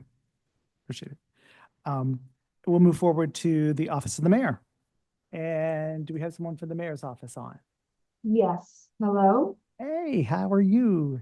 Hi, everyone. Good evening. Thank you so much for having me. I hope everyone is staying warm and dry this evening. I have 5 updates, and I will be putting in some links as well in the chat, along with my information if you want to follow up, send any sentiments to leadership at the mayor's office. So I know one big thing that everyone is right now kind of anticipating and kind of wanting to hear about the budget. Unfortunately, there are no updates just yet. As soon as, there are updates, as soon as the mayor releases the budget, I will be the first one to email you all and share that information. The only thing that I have to share on that note is that on May 5th, Mayor Bowser unveiled her economic growth agenda. And I can send the link specifically to you all, and you can take a look into that. That's one update. The second one is that on May 8th, the mayor joined community leaders to cut the ribbon on Mary's House for older adults, the first dedicated LGBTQ affirming communal living space for seniors in Washington, D.C. I'm also happy to send that press release to everybody with the pictures. So that was a very big success this month for us. An event that's coming up is the National Bike to Work Day. That's taking place May 15th. If you are able, the meeting spot is Franklin Park. And I will be sending information regarding that and how you can register. Hopefully the weather is a little more pleasant than today. I believe the chief of staff in the beginning, David Ross, he mentioned about the cleanup that is taking place. If you have any questions or sentiments, please send those my way as well. Another update this month, on May 15th, I invite you all to come to the Wilson building. There will be the Pride flag raising at 4:30 p.m. and there is a registration link as well. I would love to see you all there. It's going to be a very exciting event. And that leads me to my last update for World Pride. That is coming right around the corner. It starts on the 31st of May. We're very excited. There are lots of events happening. And as MPD said before in the agenda, they mentioned that they're going to be partaking more and being more visible during those months. But we do have a lot of activities that it is open to the public, and I will be sending all of those links as well. If Chairperson Schenkel, if you could share those with all the residents in the community, that would be fantastic. And those are my only updates for this month. Thank you so much. We appreciate those updates. Could you elaborate on what is meant by cleanup? Yeah, so I'm happy to send. I believe they're going to be coming to the MLK. This is something that DMHHS is leading, specifically like the spaces, anything that is kind of dangerous. And a lot of the people that are living in campus there, they are getting all the resources now. I know there's a lot of people going from the agency to speak to them to kind of help them give them all the resources and transfer them to a transitional housing and then obviously to more permanent housing. But I'm happy to send a list of all the action items that they plan to do that day to you all. There is like a one-pager. That would be great. I'd appreciate that very, very much. Thank you. Thank you for that update. Any questions for the mayor's office? Howard. I just wanted to ask for if you have a one-pager or whatever, could you make sure to email it to us so that we can include it with the minutes? Yes, I will do that. Yeah, thank you, Howard Marks, your residents at Gallery Place. Thank you so much for mentioning World Pride Week, or 2 weeks. We're thrilled. This event has come to DC, but a little concerned. As you know, the headquarters was going to be at the Kennedy Center. All right, for reasons not worth discussing here, they have moved next to our building, next to our entrance at the former space that was used by, some clothing store, Urban Outfitters. I'm sorry. Yeah. And we've talked to organizers who are aware of our problem, and that is deliveries. deliveries into our building, both package deliveries, food deliveries, may be impeded because of the traffic that may result from the fact this is the headquarters now. This very small space is composed to the huge Kennedy Center. So the organizers are aware of it, but I'm not sure whether they understand what could happen.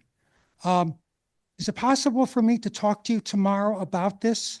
I could get from Mr. Schenkel, because I have to go now get your email address. Yeah, I can give you my work phone and my email, and we can connect on what we can do to address it. Since that's around the corner, yeah, we can definitely talk this week. Okay, Hey, Mr. Schenkel hey, will take that. hey, Okay. Howard, it's Lucas. Howard, can you guys hear me? Yes, Yeah. we can hear you.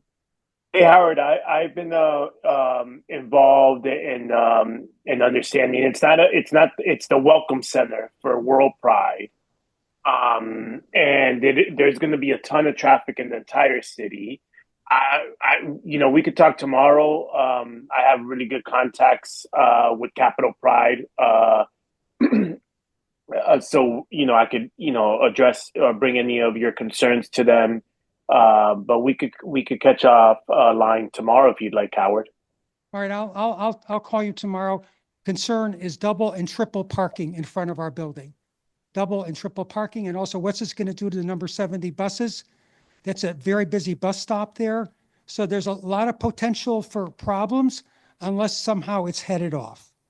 So I appreciate your willingness to talk, both of you. Thank you All so right. much. Absolutely. Thank you, Thank you, Commissioner. Lucas, for jumping. Thank you. I have James Stroud. Hi, I just wanted to ask a question about I don't know how many people know about the Donald Trump birthday military parade that's supposed to be $45 million, where military tanks are potentially driving on our roads. Muriel Bowser has demanded or has said that if tanks do go on our roads, they should include millions of dollars to repair the roads. Donald Trump's very famous for not paying bills that are sent to him. Are there any plans by the mayor's office to oppose this ridiculous military stunt or refuse any DC resources being used for this? It's just so ridiculous. And I'm not even going to be in town for this, but it's just so absurd. So I'm just wondering what the mayor's office's stance is on this. Yes, thank you for that question, James. I currently don't have exact information about the parade, if it's actually going to happen. I know that would be really bad for the city and for the road, just as you mentioned. So I'm happy to follow up with you regarding, but as of now, there isn't a concrete parade. Maybe these are rumors and possibilities, and that would be really bad for the city. But I'm happy to follow up and dig in and get more information about that. Thank you. Thank you for bringing that up, James. I I'll put my appreciate that. email and my contact information in the chat. Thank you so much for bringing that up. I think that's an important thing to put on the radar, and understanding that it's not peanuts as far as the expense goes with that. And if I could just say, from what I understand, the routes have been chosen. They were presented on the news the other day, and there were comments from the mayor and others. But I did want you to know, I appreciate your being here, Adriana, that we do have some residents of a variety of places who have sent an email to the mayor with an attachment regarding their concern about various issues in the neighborhood. And more than likely, you and Tie-Dye will be receiving them at some point from the mayor, but they are on their way to you. Sounds good. Thank you so much for flagging that. Okay, just a heads up. A lot of public safety concerns that they have for you. Thank you. And James, if you check the chat, I see that Brian from Councilmember Pinto's office has posted something regarding the parade. Thank you so much. We appreciate you being here. Thank you. We'll now move forward with Councilmember Pinto's office. All right. Hi, good to see you all. Just going to share my Seeing you. screen. Losing my voice a little, so I apologize if I sound a little hoarse. DC is currently in a man-made budget crisis, as you all know from our previous meetings. The House of Representatives has not fixed an issue that they caused to disallow us from spending around $1 billion of our current fiscal year 2025 budget. Mayor Bowser did use a 2009 law that allows her to increase DC's annual budget by 6%, but that still leaves us more than $410 million short in our current budget. The mayor has frozen hiring, overtime pay, bonuses, and promotions, and we're expecting her to outline cuts and austerity measures if they do not pass a fix soon. Speaker Johnson said last week that he's going to call a vote on the fix soon, but again, there's been no timeline given. We do encourage residents to continue to contact members of the House, especially Speaker Johnson's office, Congressman Andy Harris's office from Maryland, and Congressman Clyde from Georgia. Congressman Harris and Congressman Clyde are both members of the House Freedom Caucus, and we understand that is the group that has been holding up the vote for honestly no good reason. So we really do urge you to contact them and ask them to allow the Speaker to bring this to a vote. So that we can get this money that we really need for our public safety agencies that we all know do not need to have their funding cut at this exact moment. Brian, you said Clyde from Georgia, and who else? Andy Harris, you probably know him from Maryland because he's very opposed to cannabis. He's kind of famous for that. He's our neighboring congressman. I think he's from the Eastern Shore of Maryland. So the entire debacle, of course, has continued to delay our fiscal year 2026 budget process. The mayor had planned to submit her proposed budget to the council in April, with hearings happening April and May, and votes happening May and June. But we are, as Adriana said, still waiting, and we're expecting it any day now, but we just don't know when. So we do not think that we'll have votes on the budget until August of this year, which is the latest that I can remember, even during COVID, when we were waiting on some federal funding then. I think we voted in July, but the council usually recesses for July 15th, and so that will not be happening this year. So we're going into August with votes. At the council's meeting earlier today, the council members all expressed their frustration over not knowing when the budget is going to be submitted and what the delays are for. Obviously, the delays are partly because we're trying to avoid these $1 billion or $410 million in cuts in the current year. So I think that's been having an impact for sure. And so we also can't hold hearings on other legislation or really do much with other legislation because we're all just kind of waiting to receive the budget. So it's been really frustrating. The budget office for the council has said, oh, please don't send us anything to evaluate right now because we're, about to evaluate the big budget. But again, it's just not a good situation. And we also usually use the recess. It's not truly a recess. It's just they can't introduce legislation during that time or vote on it. So that's usually when we craft a lot of legislation or meet with community members about it. So again, we're going to lose that time this year. I have more bad news. A few weeks ago, Moody's downgraded DC's credit rating, which makes it more expensive for DC to borrow money. They cited the mass cuts to federal spending, the federal workforce, and federal real estate. So that's not great. We are also closely monitoring proposed cuts that Congress is considering making to Medicaid. Medicaid, 38% of DC residents rely on Medicaid, including 4 out of every 5 nursing home residents and 3 out of every 7 children. 3 out of every 7 children in DC. And there's also a lot of folks think that Medicaid users are not working, but 60% of adults that are on Medicaid in DC are working. And like I said, a lot of the rest are seniors or in nursing homes or children. The Medicaid funding formula is a really confusing topic, and that's what Congress is debating. So I'm going to post I already posted a link in the chat to a video from Councilmember Christina Henderson, one of your at-large council members. She used to work on the Hill, and she makes really helpful videos explaining some of these complicated budget topics. So she spends about 2 minutes with a whiteboard talking about the Medicaid funding formula. So I encourage you to check that out so you can understand the issue better. Congress is also proposing changes to SNAP, which is grocery assistance. 140,000 DC residents rely on SNAP. The funding formula for SNAP, as proposed last night by Congress, would cut federal coverage by 25%, forcing states to pick up that 25% or make cuts to grocery assistance, of course. The proposal would also raise the age that someone would have to be that a working person would have to be in order to qualify for SNAP. Right now, you have to be 54, and they change it to 64. So again, just another way that we are not looking at, positive budget news. Some brief legislative updates. The Washington Teachers Union voted unanimously to support Councilmember Pinto's bill to ban cell phone use in schools during the school day. Today, the Committee of the Whole voted to advance the bill, and we're hopeful that it will be passed before recess, but most likely means that it will not be implemented for this coming school year. So the following school year, they'll hopefully have it implemented. So it gives schools some time to prepare, and many are instituting the policy on their own already, which is good to see. About a month ago now, Councilmember Pinto introduced her Peace DC plan to continue to drive down crime and promote peace in DC. I explained the plan in detail last month, but it's a combination of legislation and funding priorities and strategies that she hopes will build on the success of Secure DC from last year. I posted a link in the chat again with information about that. About 2 weeks ago now, she held 2 days of hearings on the plan with over 70 public witnesses attending. So thank you to any of you that attended. We're still scheduling a roundtable on the plan to merge our violence intervention programs. And again, the budget is complicating scheduling things right now as well. Councilmember Pinto recently held a public safety forum in Ward 8 and public safety walks in Wards 1, 2, and 7. We're going to be holding more walks this month around the city to hear from residents about what they want to see to feel safer.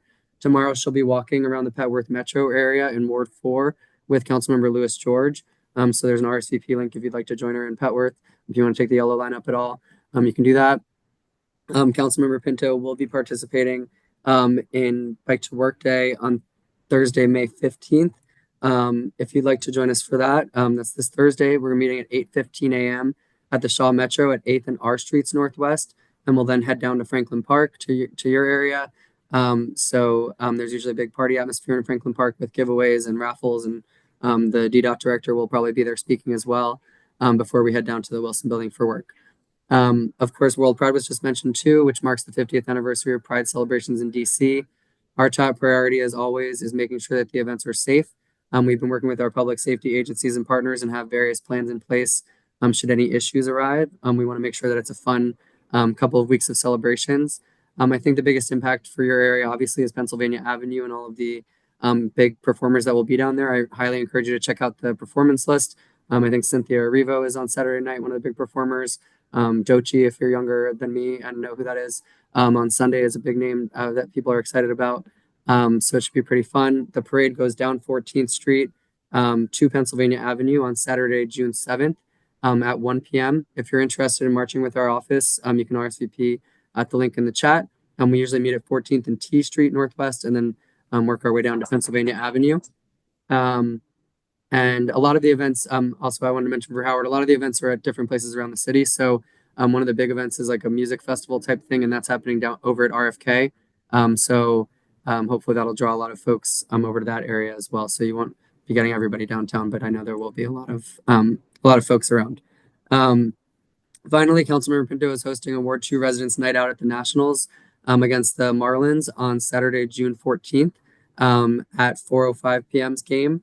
You can request up to 5 tickets if you are a Ward 2 resident, and the link is in the chat. While tickets last, we do have a good number right now. So if you're interested, please do RSVP. I would encourage you to take the Metro to avoid any parades that may be going on at the same time that day. Hopefully we'll all be watching some good baseball that day. I think that's all for me. Happy to take questions. Thank you. Thank you so much, Brian. You are just full of joy this evening. Any questions for Councilmember Pinto's office? Yes, as Commission Secretary, again, could you please email us all of the links that you just put in the chat, because that's hard to recapture for the minutes, and your slide deck. Thank you. Thank you so much. We appreciate you being here, and thanks for the update. And now we'll move forward with the downtown DC bid.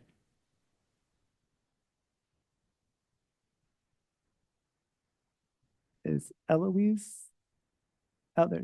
I see Eloise. Good evening, everyone. Let me try and share my slide here. All right. All right. Good evening. Good evening. Share.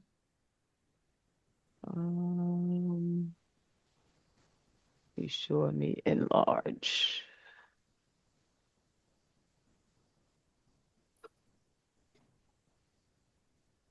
Are you able to see my screen? It just went really small. Oh, but we can see okay. it. Let's Oh see. no, Let me. we can see it. I'm sorry. I'm looking at my computer and I can turn around and see it. It's huge. Okay. Oh, it's too big. No, it's fine. Okay.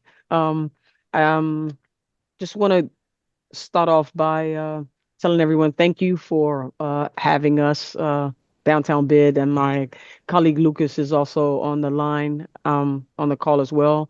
I wanted to start off by giving you an update of our clean and safe data. I know each time we have an ANC meeting, we go through giving you the collections, but that's very important to us. And we pride ourselves in ensuring that we collect this data to inform you each meeting of the progress of what we're doing. And as you can see, we have pretty close to 16,000 bags collected.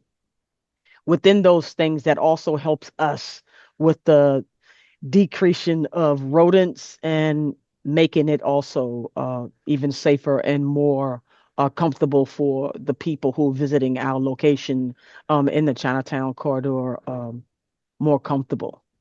And as you can see, for the month of April, for those bags, as in pounds, how that's collected over 95,000 pounds there.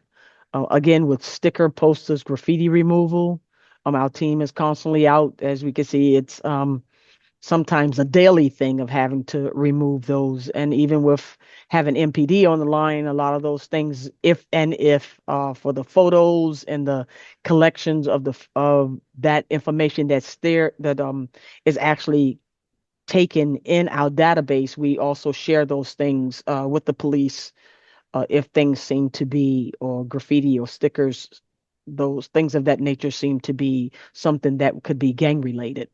There's a number of ways that this data is important. Also dealing with our safety team in the Chinatown corridor, the manpower hours that as you see, that we have here, and they're personally doing the smart tags and visiting stores, and that data as well that's sent back to Lucas and I, and we share that with the police department and the other entities of government agencies to ensure that everyone is in the loop that needs to be to, again, reach the point in having a clean, safe environment. I want to go down to some of the festivities, as you all see here with our bid operation teams and their many functions, with supporting the green spaces. For those that don't know, we create vibrant spaces for green space, or concrete versus green space, to make smaller events and other inviting things. Street sweeping, landscaping, the unhoused community, we also engage and report that information to those entities to ensure that the individuals are unhoused, be it mental capacity or whatever capacity. We report it to those departments or entities, as we also have meetings with them to get that information to the right department. Stakeholder engagement, our team, as well as our safety hub is also heavily involved in that. Anthem Road activation, which we have, as you can see, a lot of events there. We're activating that space as well, which is adjacent to the 7th Street, I Street, Chinatown corridor area. And here's a couple of photos from our team within the Cherry Blossom, where we expanded out, as well as not only cleaning, setting up, and then walking in the parade as well, and then post and after cleanup. We are working just this Friday, slated to do some replanting in the Chinatown Park, and then also having one of the other agencies from the mayor's office who's also going to be participating, along with the bid staff and a contractor, to help beautify that area. and city drain cleaning as well. I want to go to the next slide for activations. If you're speaking of Pride and World Pride, Lucas has been very instrumental. I would say the gatekeeper in, making this space vibrant at Anthem Row. As you can see, the name prison here, Prism, and the structure that's in the process of being up. I'm going to actually let Lucas expand a little more on this this piece of artwork. And I want to also mention that on Sunday, we're going to be having an event here at Anthem Row. And then as you can see from the slide, from May 6th through November 27th, we're going to just be having a slew of events at this location. Lucas, you care to share while I'm on this slide? Absolutely. Thank you so much, Eloise. Mm-hmm. So the Prism will be going up it'll start going up tomorrow and will be up through November 22nd. And the material that is used, that I'm not sure if a lot of you are familiar, it's this Prism material. And there's a building on L Street between 16th and 15th that when the sun reflects off this material, it creates these vibrant colors on the street and sidewalk. So we are actually using that similar material, and it's going to be used to create this diamond-like shape. A lot of that comes back to pretty much the original shape of downtown DC. Of DC. These the materials are going to create these vibrant colors throughout the entire plaza. And it was designed by Mei Lee Design. And it's going to be our fourth iteration of the sculpture that we've had at Anthem Row. We did the mistletoe, the Lunar New Year lantern, the Ruma, and now this prism, which will be up through Thanksgiving. So with that said, we invite you all to come out again. That next event is going to be held on Sunday, and it's a free event. And come out and enjoy the many festivities. It's also posted on the BIDS website so that you can get a little more in depth of what it is that's going to be happening. And if you had any questions, you can feel free to email myself or Lucas to get more details. And I just wanted to elaborate a little more on safety team updates for our Chinatown safety team. Of course, it's close to 12 months now. We've been in business rolling out that grant program with the Safety Hub. FY25, the corridor and the grant, over 4,000 businesses and check-ins, over 100 businesses, and building a strong relationships. We're still establishing those relationships and checking in on the businesses for any either good or even challenging things that they're going through, so that we can get that information to the right people to ensure that their business is vibrant and flowing, and they're not facing challenges. The technology component of it, of course, the smart tags.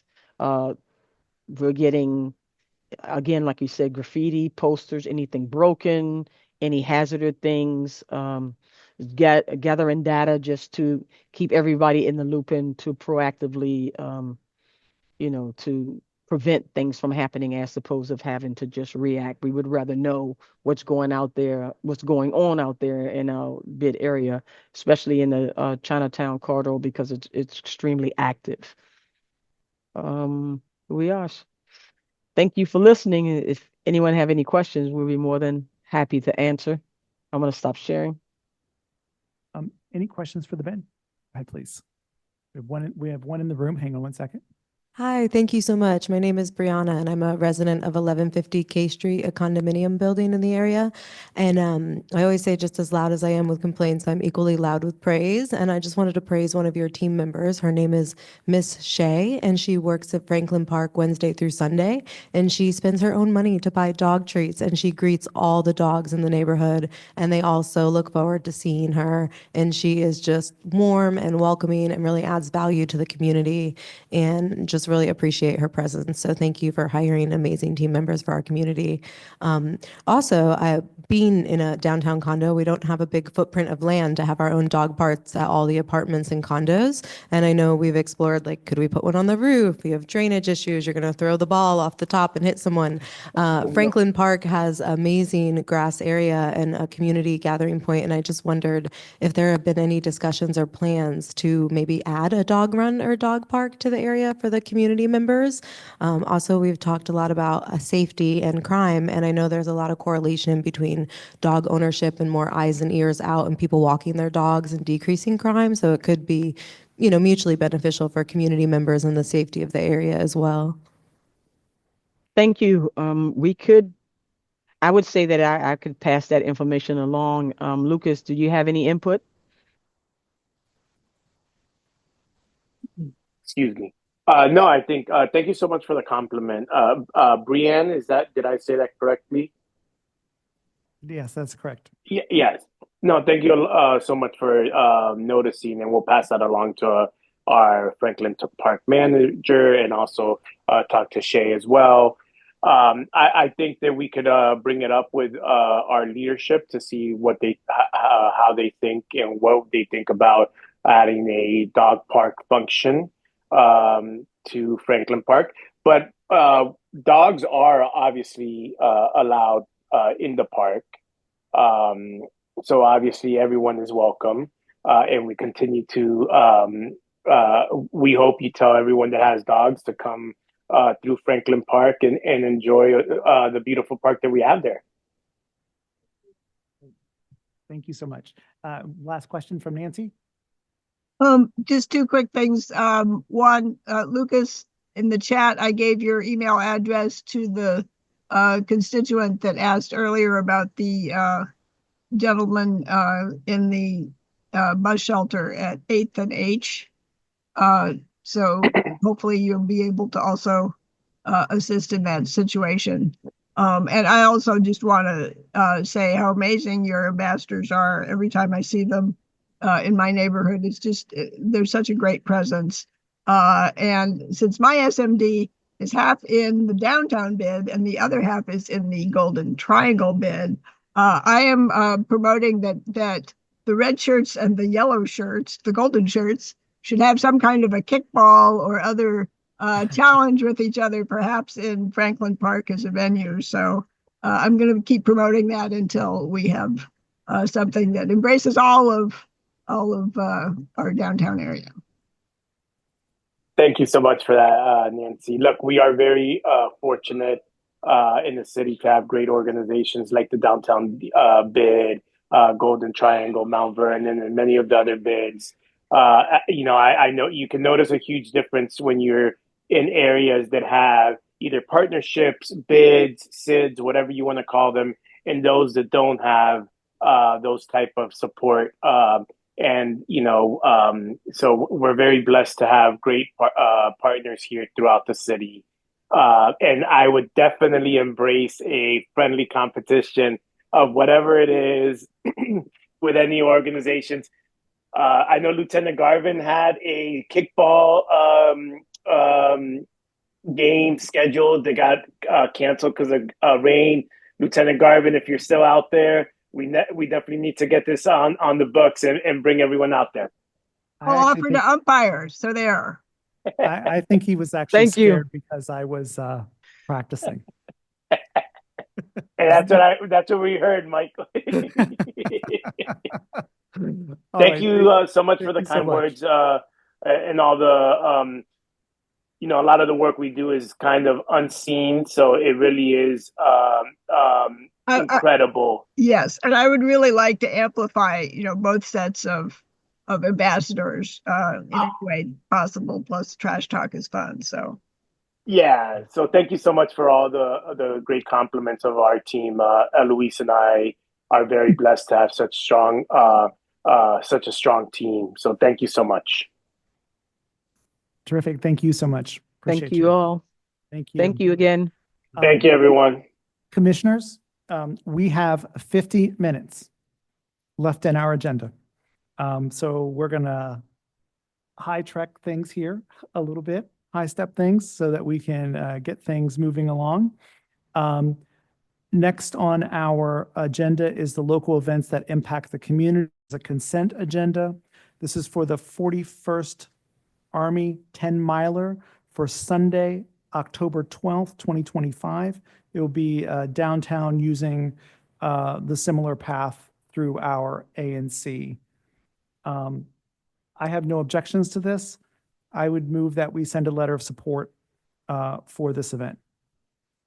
Seconded by Commissioner Strauss. All those in favor? So 4 of 4 commissioners voting in favor of that. Got it. Woohoo, done. Next on our agenda is an APCA license that I asked to be brought before the commission. This is ABRA license 119964. The applicant is Alice ER Holdings LLC. The Moxie, trade name is the Moxie Hotel, Washington, D.C. It's a type license class type C hotel at 1011 K Street Northwest. The reason I asked for this to be brought before the commission is we have received numerous complaints from area residents regarding the music, both from the rooftop and from potentially the ground level entrance to the hotel being too loud, being heard in residences across down the street at 1150 K Street. I know that Commissioner Swartz and Groth attended a meeting with them about sound mitigation. What was the outcome of that meeting? Was there any resolution? Commissioner Swartz, you wrote it up, and the Moxie is actually in Commissioner Swartz SMD. So the residents are in yours, Michael, but yes, the hotels. So if you want to briefly speak to that, Jim. Well, certainly. Basically, what the end result was is that there was agreement between all parties. I can't hear you online.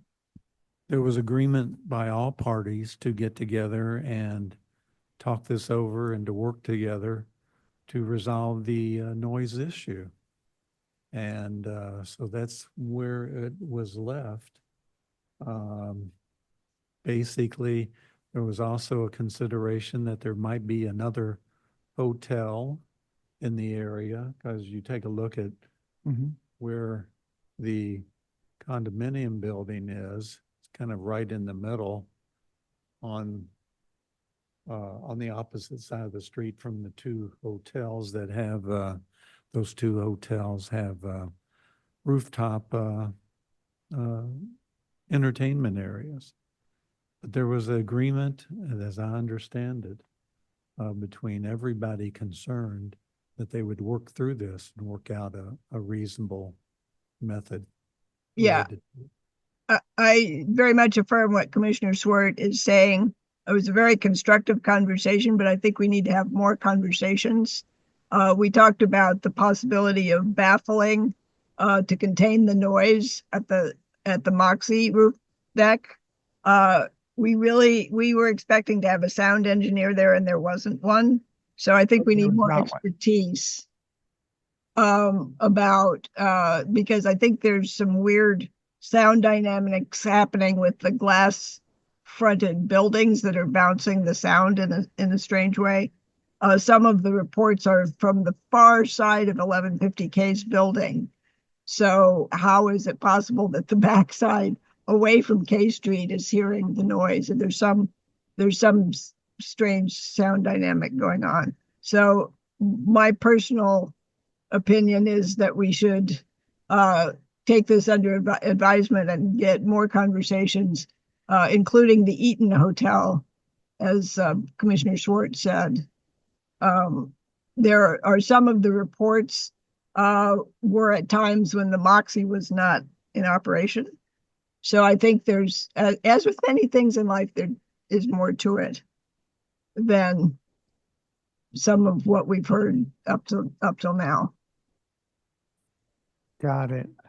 I'm just looking at something. I just want to check to see is anybody representing the establishment?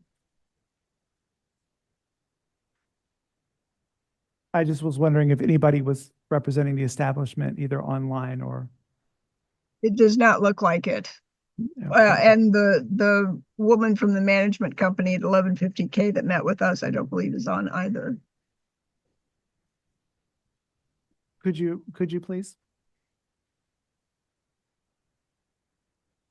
Is there any Yeah. hurry with the ABCA cycle to do Yes. something, or is it something that we could do at any time?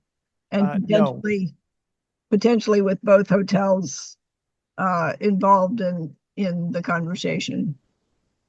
Please go ahead. Sure. Thank you so much for all of your time to look into this. I know two of the commissioners came to our property to help listen to it. Chairperson Schenkel, you've been the recipient of many of my emails. Thank you for helping to coordinate that.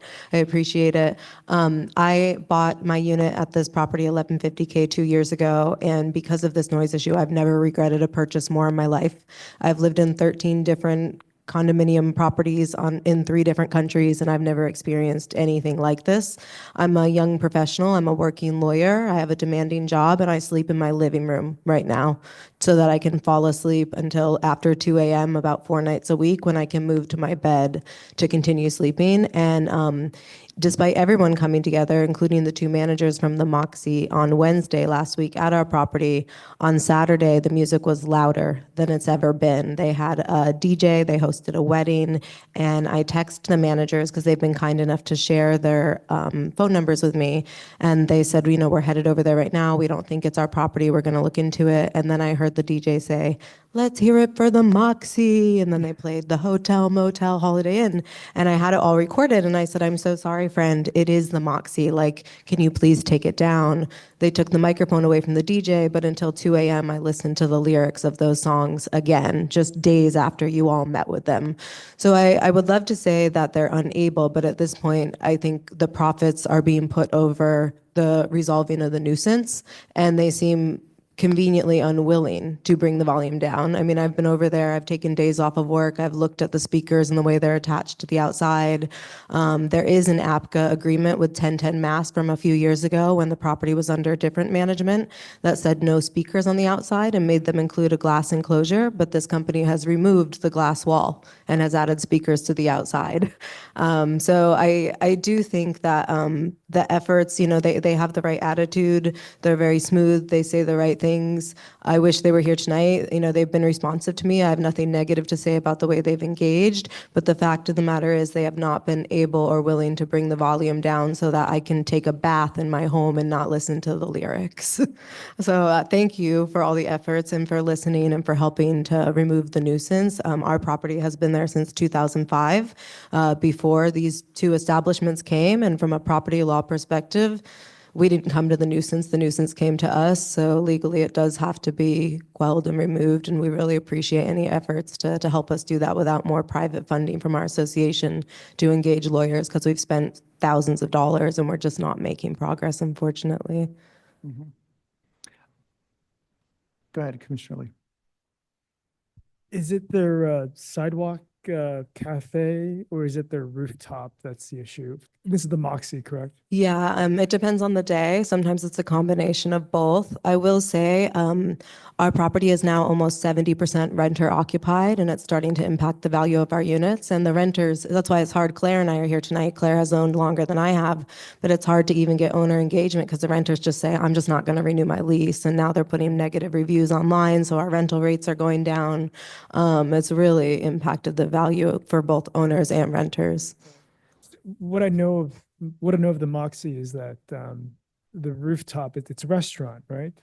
It's a small restaurant. They can't do a full menu, so it's more liquor and alcohol in small plates. And then it reverts at night to become a dance club, or? It's pretty dancy. I went over in my pajamas the other night because whenever I call either Wild Days or the Moxie, they tell me there's no one they can transfer me to.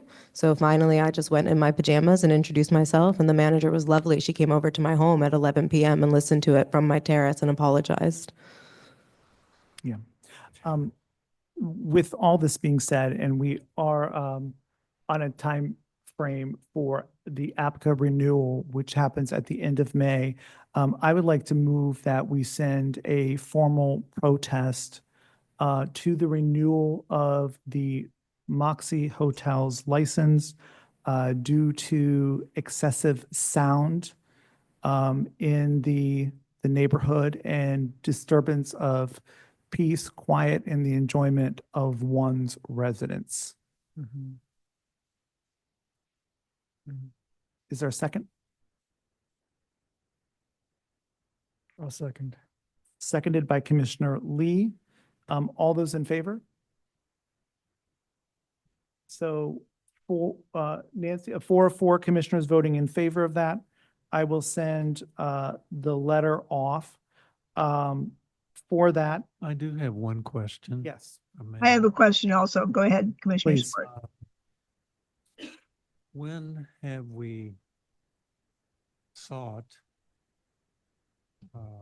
not a cooperative agreement, but when have we sought to know exactly with the new Sound Mitigation Act and its requirements, that sort of thing, for the police force to come and do the necessary decibel levels either at the place, near the place, or at your place to see what those are?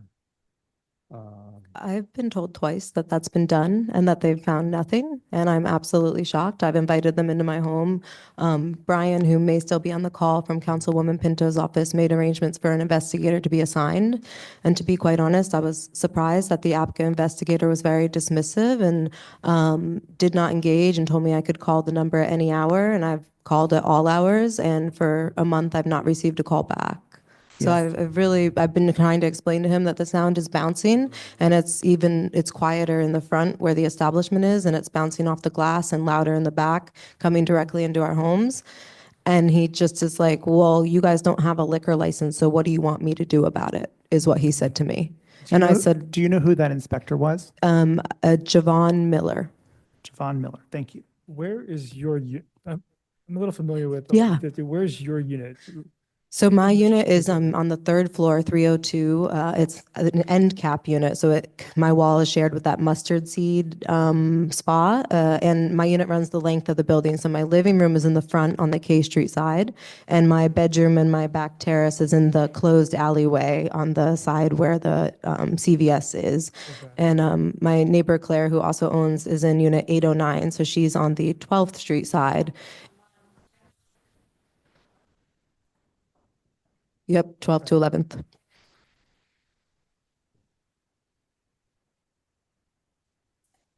Mhm.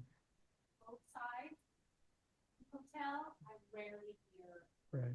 pop noise, but the Moxie. Yeah. But they have Eaton, they play dance music. So what are they doing different? Right. Yeah. Moxie does not care. Yeah, we hear the Eaton on occasion. Our lawyers have sent letters to them as well, and they actually have not engaged as much as the Moxie, which is interesting. The Moxie's engaged, but hasn't solved the problem. It's both, for sure. I think we need to engage both, but the Moxie for Summer worse. versus winter thing, whereas. It's worse in the summer. I pray for rain, because when it rains, it's quiet. Yeah, definitely worse in the summer, for sure. I know it's open air. Yes. We'll have to pull the settlement agreement as well and see, because the settlement agreement would still be active on that hotel. So if there are speakers outside, it's in violation of the settlement agreement with the community. So we can pull that forward as well. For the Eden, it would be, are you talking about the Eden, Michael? No, I'm talking about the Moxie. Okay. What I heard was clearly the Moxie when I was out. Okay. You went to check it out as well? Yeah. Did you go upstairs? Join the Yeah, I didn't hear Commissioner Swartz, most of Commissioner Swartz's question, but I think it was about sound containment and. Right. If the new laws will impact this or not, police would be able to come out. But I have found that they have been less than helpful in these matters. Yeah. Well, if I could say, it's almost as if the new sound mitigation Yeah. rules that were passed, either they're so difficult for people to understand, or they're so difficult for people to go from the old rules to the new rules.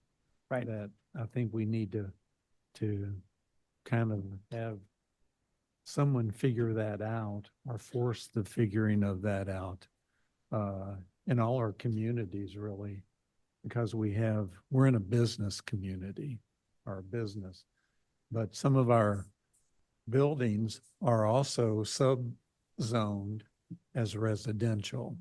And that's one thing I think we need to find out from Mendelson's office and other things, what these rules mean. Got it. So we'll send a letter of protest. We'll copy you on the letter of protest as well. I would actually encourage, if you have 5 or more residents within your building, to also join the protest and submit a letter as a group of 5 or more. Oh, okay. For that, because that will also be impactful to demonstrate the urgency for this. Okay, we'll do that. Thank you so much. And if there's anything else we can do to help or continue to engage, we're happy to do it. Thank you for your help. Sure, most definitely. Thank you. I have 2 sort of comments, please. points for the record. One is that I think any community agreement here, I think one part of the solution is probably going to be some kind of baffling or sound containment at the source, whether it's a clear glass, something that can absorb the sound so that they can hear and still have their view somehow, but so that it doesn't go to bounce off the glass buildings. My other thing is that I personally am, I'm certainly voted for this protest of the Moxie's license, but in fairness, I think we should do something with the Eden Hotel also to get them to this conversation. If they've been non-responsive at all to the people in 1150K, that's not acceptable either. And I don't believe that it's just the Moxie. I think that's probably the majority of the cases, but just to make sure. So do we need to also do a protest on the Eaton's license? I do not have a renewal on them yet. Okay. Theirs is coming up for renewal in June. I wrote a letter yesterday under my personal name. I didn't know the depth and impact of 5 or more, so I'll gather some of our neighbor friends and get some more signatures. But I can send that information to you via email so that you have it. They don't have a placard on their building yet. I Red don't placard. know. Our building manager sent the information out from ABCA, I guess. I don't know if she coordinated it, but she sent it to us about their renewal. It's called Wild Days, the name of the bar on the rooftop, WILD, Wild Days. So maybe the name could be different than the Eaton. As a commission, I think we should have a coordinated conversation here so that we're not triangulating with finger pointing with people that aren't in party to the conversation. I just think that's the right and fair thing to do to solve the larger problem for everybody. Got it. So Okay. if that means we wait for their renewal or if it means we do it now at the same time, I don't know what the procedural answer is to this, but I will need to look here a second on this, but let's come back to that in a second, and we'll move forward with our next presentation, and we can circle back to the, okay. I just Thank need to you. look something up. Our next presentation is related to planning, zoning, environment, and historic preservation. This is Youth Build DC Public Starters. I can't speak now. DC Public Charter School is an alternative school for young people seeking to transfer the lives by re-engaging their education in non-traditional school environment. Do we have Claire Liebert? I'm here. Hi, everyone. Hey there, how are you doing? Good. I will admit we are up past my bedtime, so I will do my best. Me too. Great. Well, I do have slides if that's helpful, or we can talk it through. We would love to see them. Okay, great. I will share. Um, awesome. So a little context on me before I jump in. I am actually a Ward 2 resident over in DuPont. Yeah, I've been in DC for about 20 years now, and I've been with Youth Build since 2018. So I actually started out my career as a high school special education teacher at Ballou down in Southeast. So Youth Build, I'll tell you a little bit about just for context. Um, our whole mission, right, as you captured there, is to support young people who are seeking to transform their lives. So we have a really unusual model. I wish I could take credit for designing it, but I didn't. I just lucked out in finding it. Um, and it's this incredible combination of very, very small. So we're a tiny school community. We have been doing really well and we're approved by the Public Charter School Board to grow. But in our context, that means growing from, we're currently at 130 students to 150. So we're tiny. Um, and it's this combination of really, really intentional wraparound services. So we have a whole team of counselors. Their caseloads are very small. We have a whole team that focuses on college and career readiness, and that's a huge part of our work that we can talk a little bit about.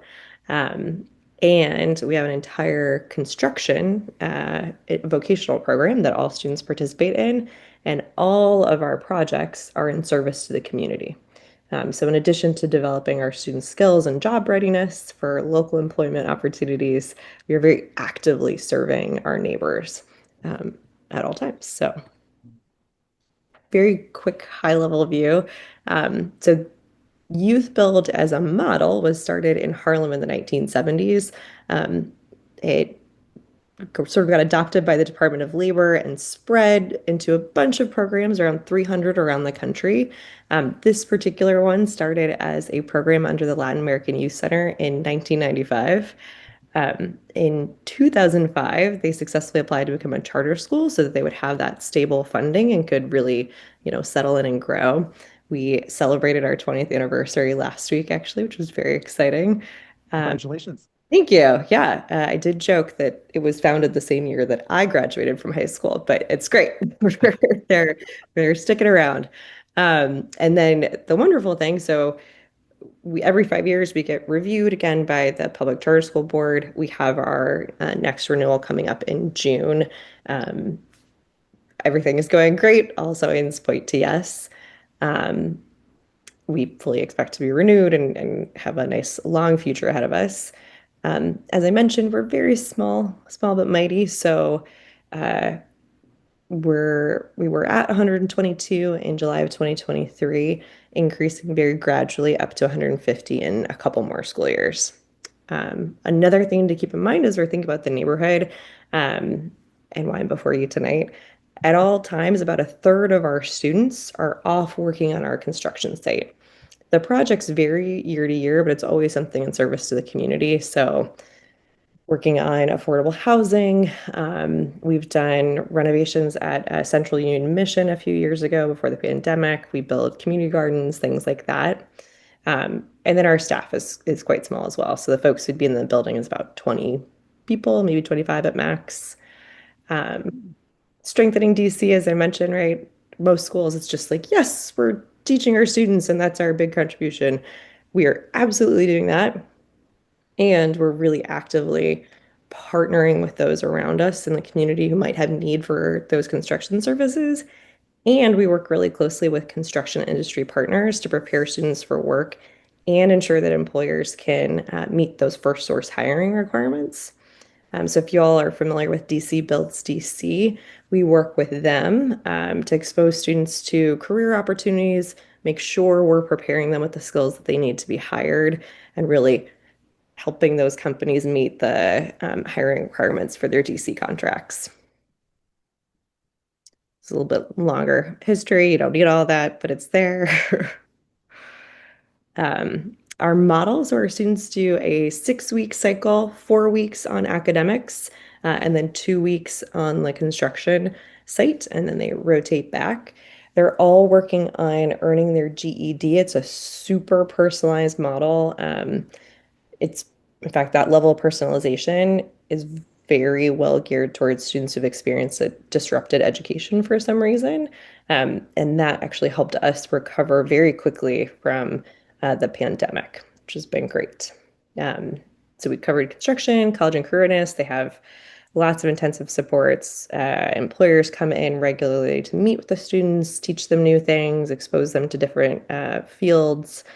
And then another team that really works on everything outside of school that might get in the way of being successful here. So referrals to housing programs, assistance getting daycare for children, mental health, groceries, you name it. Yeah, back to these folks. So DC Fields DC, incredible partners. Gilbane, Free State, Davis, those are just a few. And that's the Federal City Council and City Works DC really organize that collaboration. It's been amazing for us, and we have lots of support with those partners. Now, the big news is we have to move. Our current building is up in Columbia Heights. It is unfortunately being sold. And so we've been on a long journey to find a new home. We toured dozens and dozens of buildings, many of them downtown since there have been so many vacancies. We have been able to move forward with 419 7th Street, so the IOOF building. We expect to be occupying the second and third floors.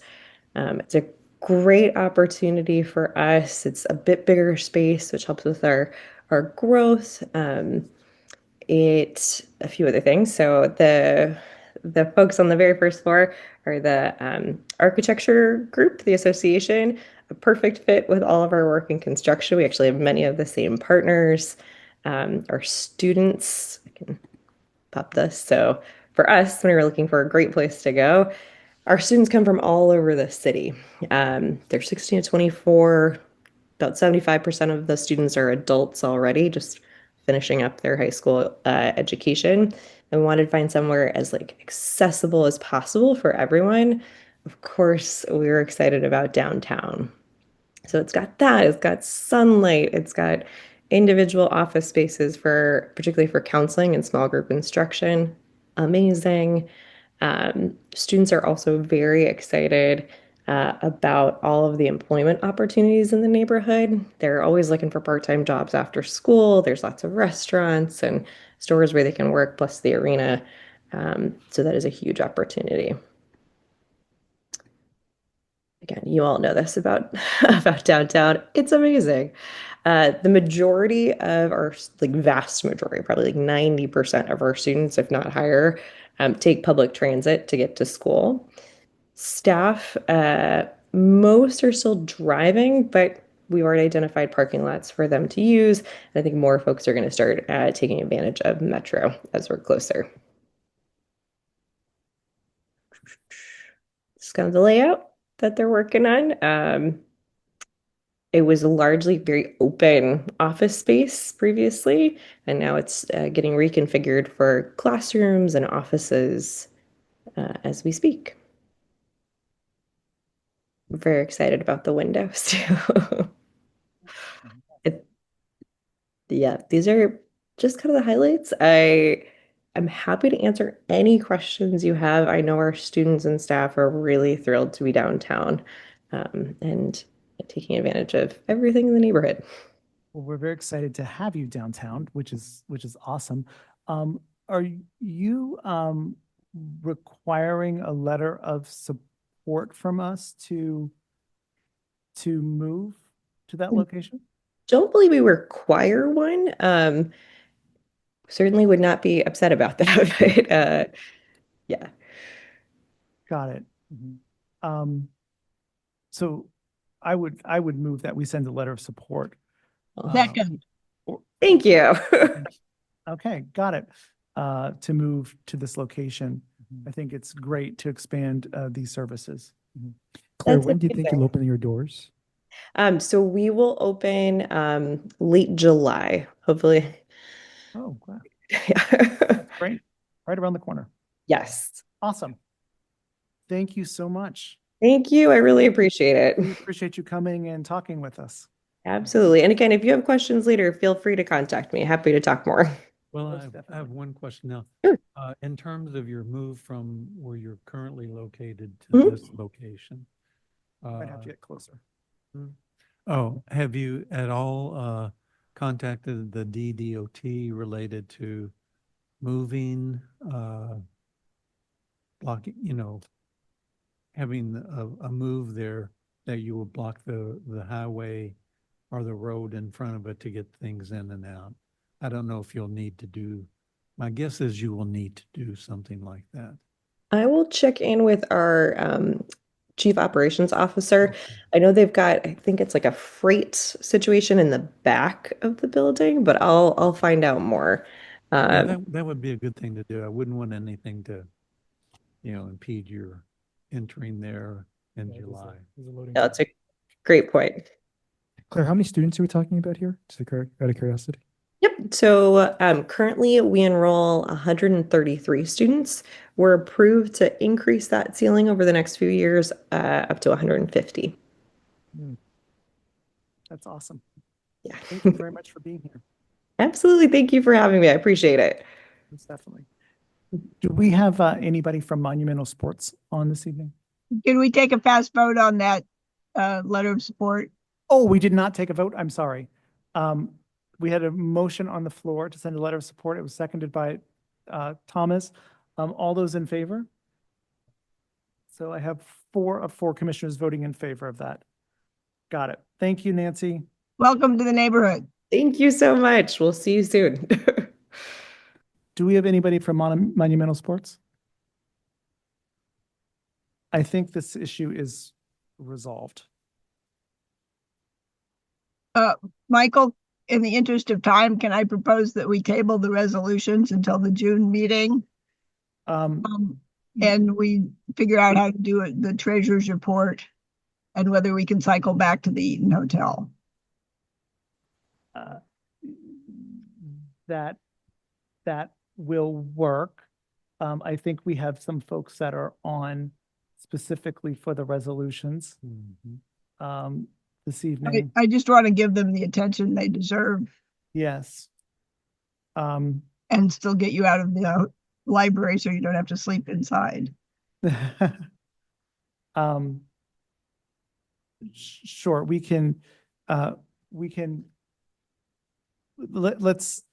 let's quickly do the treasurer's report. Okay, so in terms of the treasurer's report, we don't have, we didn't have any expenses this past month. We are expecting an invoice from Minute Services for their March invoice, which we've not gotten yet. We received a request for funds from the Thompson Parent Teacher Organization for $831.39. This is a drawing from their grant allocation that we gave them earlier from the budget we created. Received it in the mayor's office. Sorry, from Penn specifically.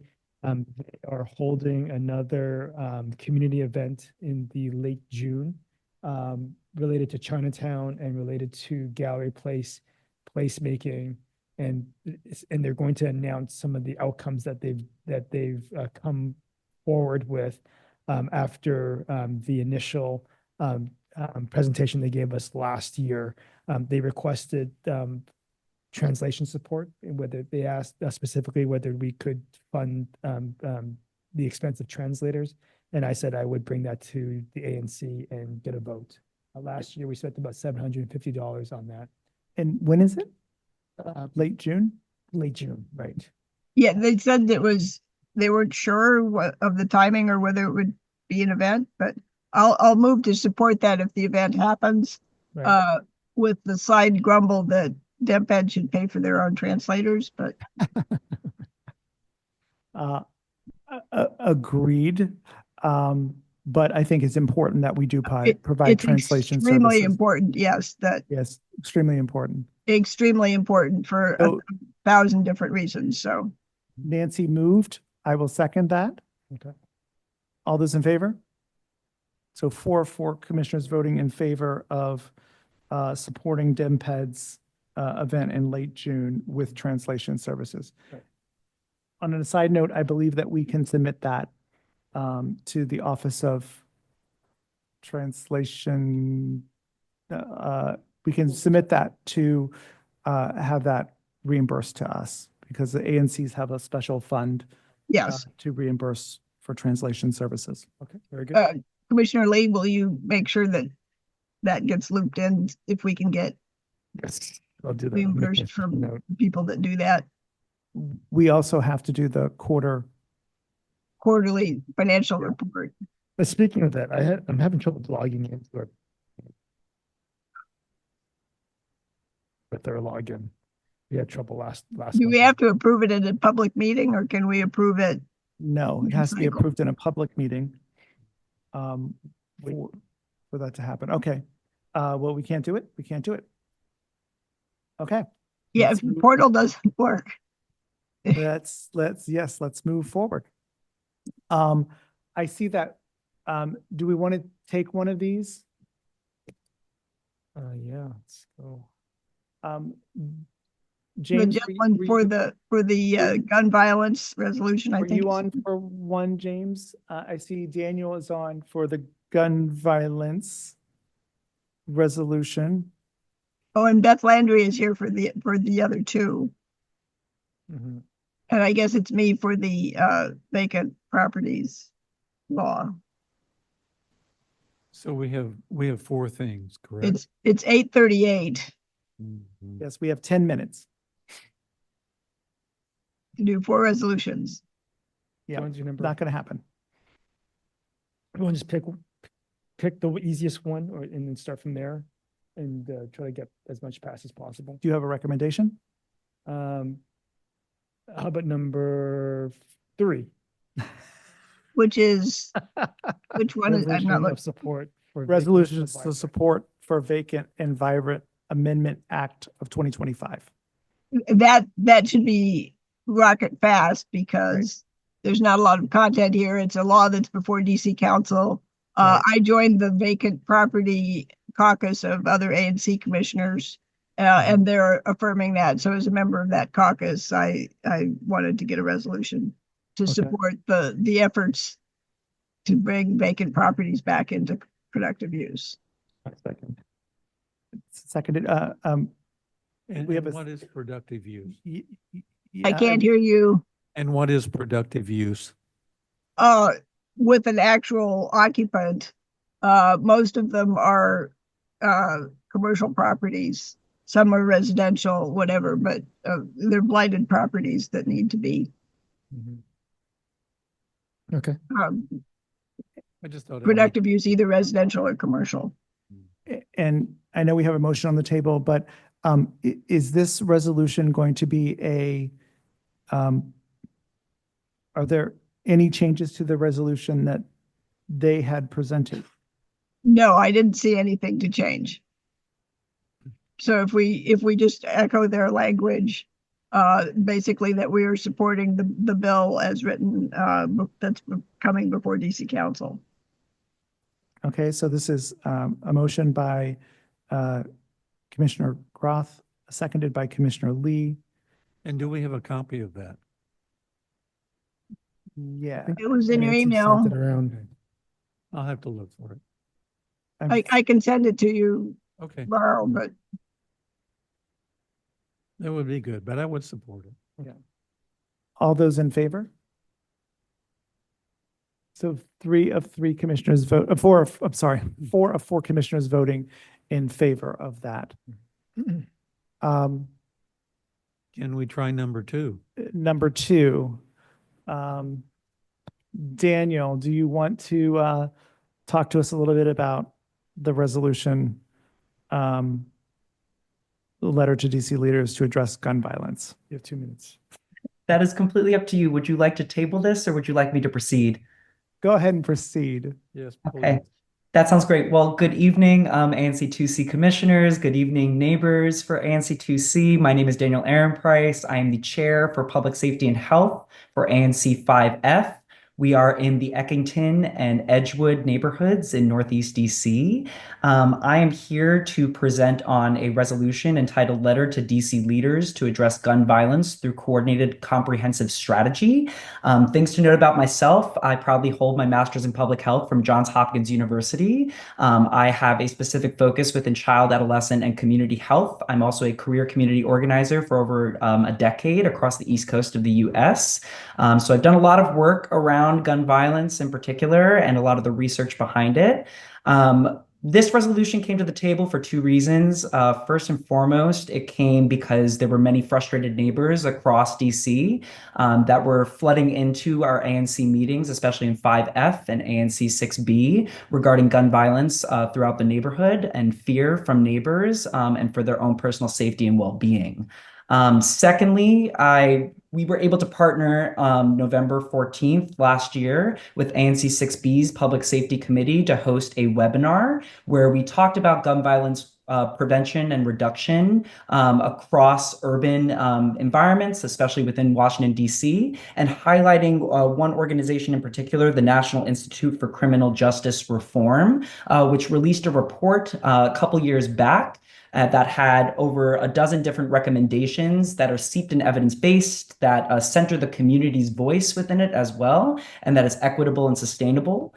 So we wanted to talk through some of those recommendations and highlight other municipalities across the nation, especially in urban environments, that have leveraged these recommendations to ultimately reduce gun violence over the span of a decade. So this resolution has multiple points urging for district agencies to come up with a comprehensive solution to gun violence. Three key recommendations that are urged to district leaders within this resolution are creating a comprehensive citywide strategy around gun violence reduction. So this is to implement many of the strategies by the National Institute for Criminal Justice Reform. Number two is to ensure the strategy is community-centric and equitable. There are many longstanding community leaders that have been steeped in this work for decades, multi-generationally as well, that deserve to have a seat at this table, as well as locally elected officials, civic associations, religious and non-religious organizations in every phase of this strategy that is being developed comprehensively citywide. And also ensuring that the strategy is steeped in racial equity impact assessments, which is very highly evidenced based on the DC Justice Lab, which has put out many reports on this matter and frameworks as well to be leveraged by the city. And third and final recommendation is to support and professionalize violence interrupter programs. So that means increasing funding and resourcing for violence interrupter units, which is a highly evidence-based solution that has been implemented in many urban municipalities across the US that has shown really wonderful results in decreasing gun violence across those cities. So expanding that, treating violence interrupters as the professionals they deserve to be, and as those relationship bringers that they are within communities as well. So those are the three main asks out of the resolution. Just the final thing I'll note is this resolution thus far has been passed in 5 other ANCs across the city.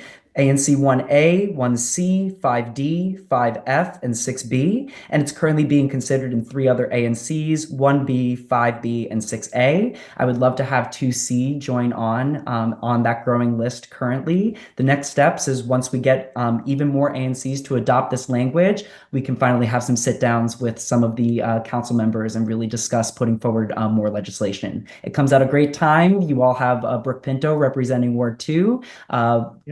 Council member Pinto has put forward that Peace DC legislation currently that is on the table, and this resolution works very well in tandem with that. So I'll pause there, see if you all have any questions. Happy to answer anything you may have. Terrific. Thank you so much for that and for bringing the resolution forward. Commissioner Lee. Yes, I have a question for you. This looks great. I'm all in favor of addressing gun violence through coordinated comprehensive strategy. My question for you is, what happens if our strategy runs, what happened? Okay, so let's dive right down to this bullet point. Require racial equity impact assessments for all policies, programs under the strategy. Sounds wonderful. What happens if that runs counter to the end goal? Like, what if there's a conflict between ending gun violence and racial equity? I don't know what I can possibly can see some possible scenarios. I don't want to enumerate them now, but how would you address that? Great question. Racial equity impact assessments developed by the DC Justice Lab has a lot of evidence base that talks about building up relationships between different racial groups across urban municipalities. And it really talks to exactly what we could do in order to strengthen those relationships. So there is less adversity being faced by historically marginalized groups within urban environments. So a lot of the evidence base points to enacting some of these REIAs, the racial equity impact assessments, as showcasing a vital portion of that strategy to reduce gun violence in a city. So there's evidence that showcases that it is an effective strategy and it is worth implementing inside of it. So my thought is, why not enact the evidence? If there is other evidence that is counter to implementing these REIAs, I have not seen them as of yet, but it is a worthy strategy that is worth implementing in tandem with the rest of the other strategies in the resolution. Great. Thank you. Thank you. Commissioner Groth. My concern is about budget, because we're in a horrifically terrible next couple of years to dig our way out of a needless hole on top of regular challenges. And also the violence interrupter programs that we've had have been, I think, over politicized and sometimes in conflict with each other. I don't know very much about this. All I know is what I read, in media and various sources. So I'm concerned as to how we'll have the whole concept of violence interrupters seems to be a lot of times in the eye of the beholder or in the eye of hyper-local communities that are not necessarily, I don't know how to speak to that, but just saying, oh yes, I'm in favor of violence interrupters seems fraught with challenges to me. All great points. This resolution, I will note, was developed prior to the funding landscape that we unfortunately are currently in within DC. With that being said, this is still having the aspirational language around if we are to be funded, then funding could be dedicated to some of these implementable strategies within the National Institute for Criminal Justice Reforms' strategy that they laid out in their report. So in regards to your question regarding the violence interrupter units in particular, violence interrupter units have been scattered throughout the city under the Office of Neighborhood Safety and Engagement. They have not been within all communities across DC. So one of the bigger parts of the strategy is to ensure that this profession and violence interrupter units are found all across DC, representing all the neighborhoods, and that there's even more data transparency around the work that they do as well. Thus far, there's not a big coordinated strategy within DC regarding violence interrupter units, but it has been shown in other municipalities across the US to be highly effective when there is data transparency when it comes to violence interrupter units, when they're located in all neighborhoods across the city, so more relationships are being built, and that there is longevity and sustainability behind these programs, so work is not interrupted regarding building up some of those relationships as well. That's my concern, that it not be tied to any one council member, whether it's Ward 2 or Ward 8, politically. Nancy, to that point, I mean, violence is generally concentrated within certain communities. I mean, Yes. I don't think we're going to need some of these violence interrupters in I don't want to say, but I don't think we need them everywhere, especially if there's a budget concern. Right. I just don't want it I- to be a platform for grandstanding. Yeah. I think that having a coordinated strategy to address this and multi-agency strategy is very important. I do not believe there is one in the city.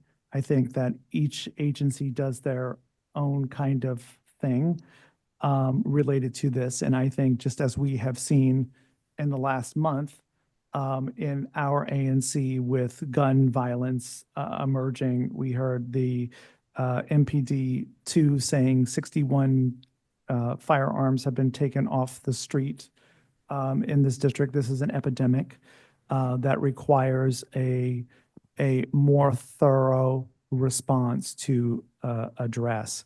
And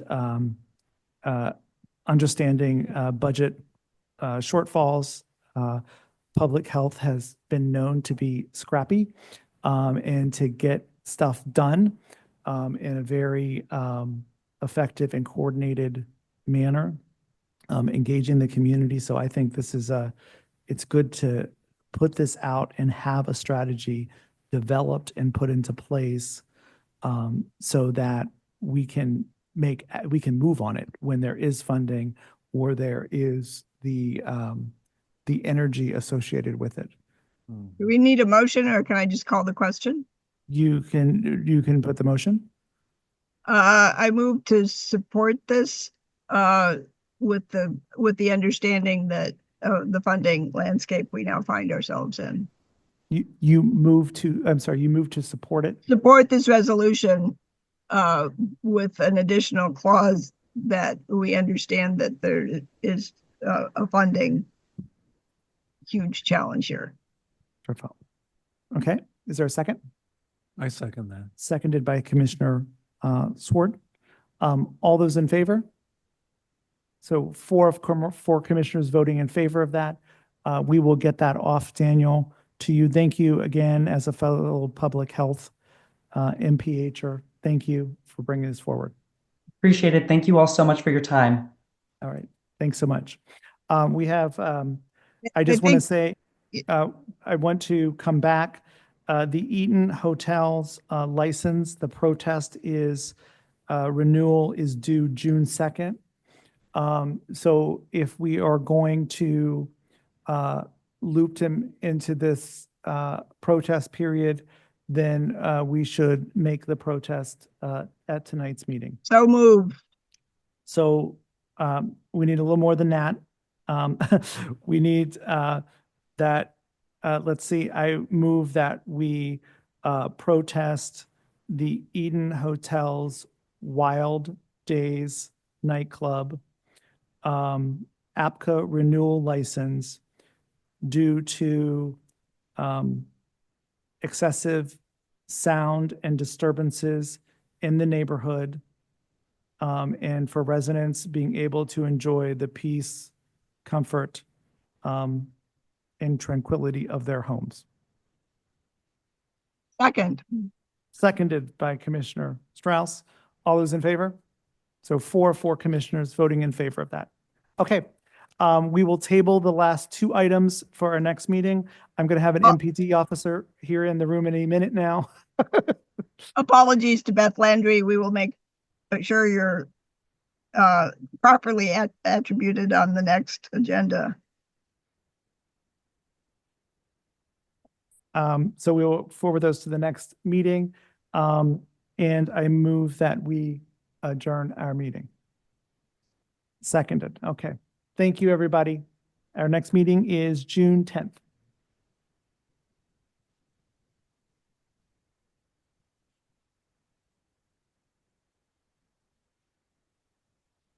Good luck packing up. Thank you.